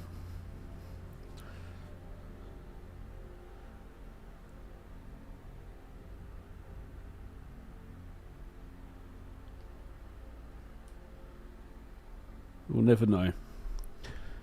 So when do dogs start going grey?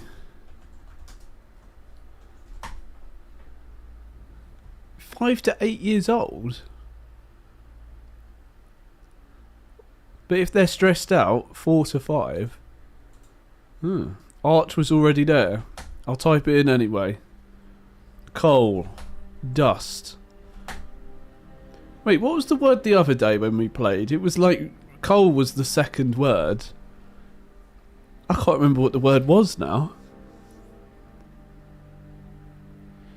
We should really make a list of who wins the word so we can remember.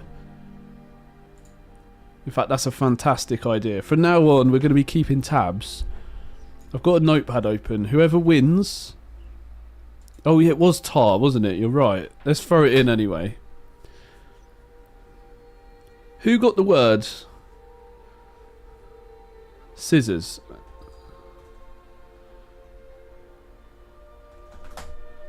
I can't spell scissors. Oh, scissors is up there. Book. Portrait. Hope you're doing good as well, Selmani. How are you doing? Yeah, we need a Hall of Fame. Contexto Hall of Fame. A tailor. Perhaps in the future we can collate the Hall of Fame members. We could do something with that. Charcoal. Rubber or a razor. Stick. Poke it with a stick. Blade. Sharp. Do you think Eminem would be good at contexto? He like literally studies the dictionary, doesn't he? He'd probably just be like, words would just be flowing out of his fingers onto the keyboard.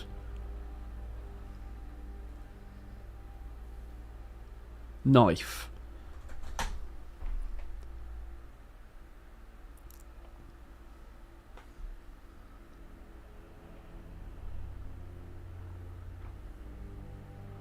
Needle. Like in a haystack. So there's something annoying me over here. It's called an unsolved Rubik's Cube. Who left this unsolved? It's ridiculous, isn't it? It's actually a bit unfair. Got to hold this up so you can actually see it. Keep bringing in the words and I'll catch up. I just got to solve this cube first. Otherwise we're going to be in peril. We can't have a cube left like this. How am I messing this up? We've got to get the white side done first. For those of you who don't know how to solve a Rubik's Cube, it's just a set of moves that you memorise.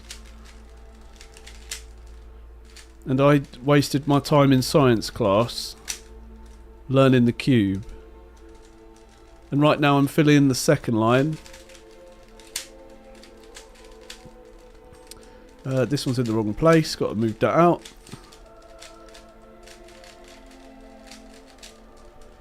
Now we're going on to yellow. See, I've got a cross on the top now. Oh, they're all in the right place. Now I'm looking for a colour. None of them are in the right place, so I'm swapping the corners around. It looks like this one's in the right place. There's a special set of moves. Now they're all in the right place. We've got the finishing move. It's like Mortal Kombat right now. I'm using my X-ray maneuver. And there we go. Done. That wasn't my fastest one. Where were we? The last one was needle, so now we're on paper. Haircut. Already did paper. Oh yeah, like Simon said. Oh, haircut is up there. I will be doing these in order. Notepad. And then Joe says haircut once again, so I'm going to type it in. Barber. Hair. Oh, hair's high. Hairdresser. Beard. Beard is 3. Moustache. Mongfish is the first one in the Hall of Fame. Joe did get it in, but Mongfish got there first. Right, I've made a note of that. In fact, I'm going to write the date as well. On the 13th of the 4th, 2025.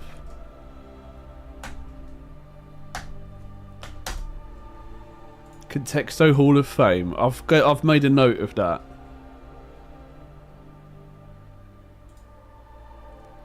Wonder if I could do like a party thing in the chat.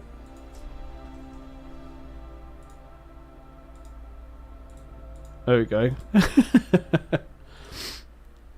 Party time. Let's go. Monkfish is the winner. Did he?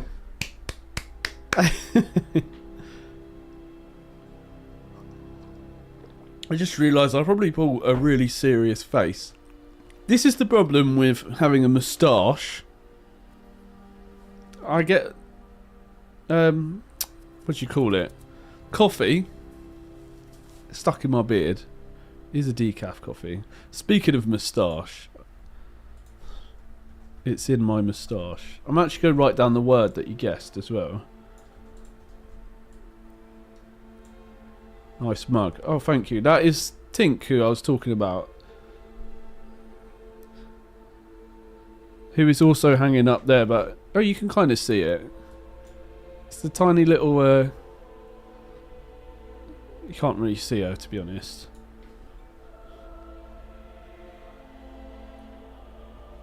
I mean, it all gets stuck in my moustache. Well, thanks for joining everyone today. That was an interesting talk. Speaking of VR headset, John said he sold his. Mine's just lying out here. I think it's been lying there since the last stream.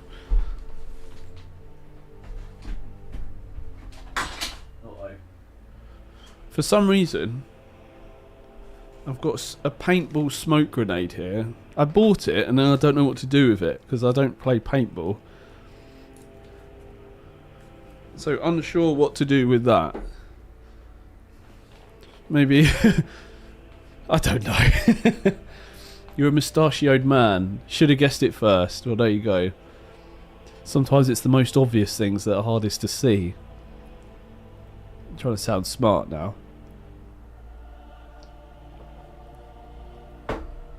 Anyway, thank you everyone for joining. And if you've just joined, roll it back and there's 3 hours of content about talking about psychosis. And to everyone who has been here today, it's been a pleasure. Maybe shorten your moustache a bit. I'm a bit past that. I'm just growing it. I'm just growing it for the sake of growing it at this point. Couldn't imagine not having a moustache. But yes, anyway. Oh, I did notice last time I streamed, I actually have to click stop streaming on YouTube. Otherwise it just says I'm live forever. And I was lying in bed and I saw my channel pop up on my phone and I said, why does it say that I'm live right now? I'm in bed. And then I clicked it and it would just play the end of the stream. And I was like, I had to rush onto my laptop and then go into streaming and click stop streaming. Otherwise it just says I'm live forever. Which is a bit weird. Maybe it's like actually useful for the channel. Just stay live forever. But yes, anyway, thank you so much for listening today. And when's my next stream? I'm not sure when I'm next going to be streaming, guys. I'll let you know. If you're not on the Discord, go into the description. There's the Discord link there. And you'll be updated of any live streams that I'm going to be doing. I'll try and let you know in advance. I will try my best. But stay tuned. Anyway, have a great afternoon, evening or morning, depending on where you live around the world. Yeah, it could be a 24/7 live stream. Anyway, I'll see you guys later.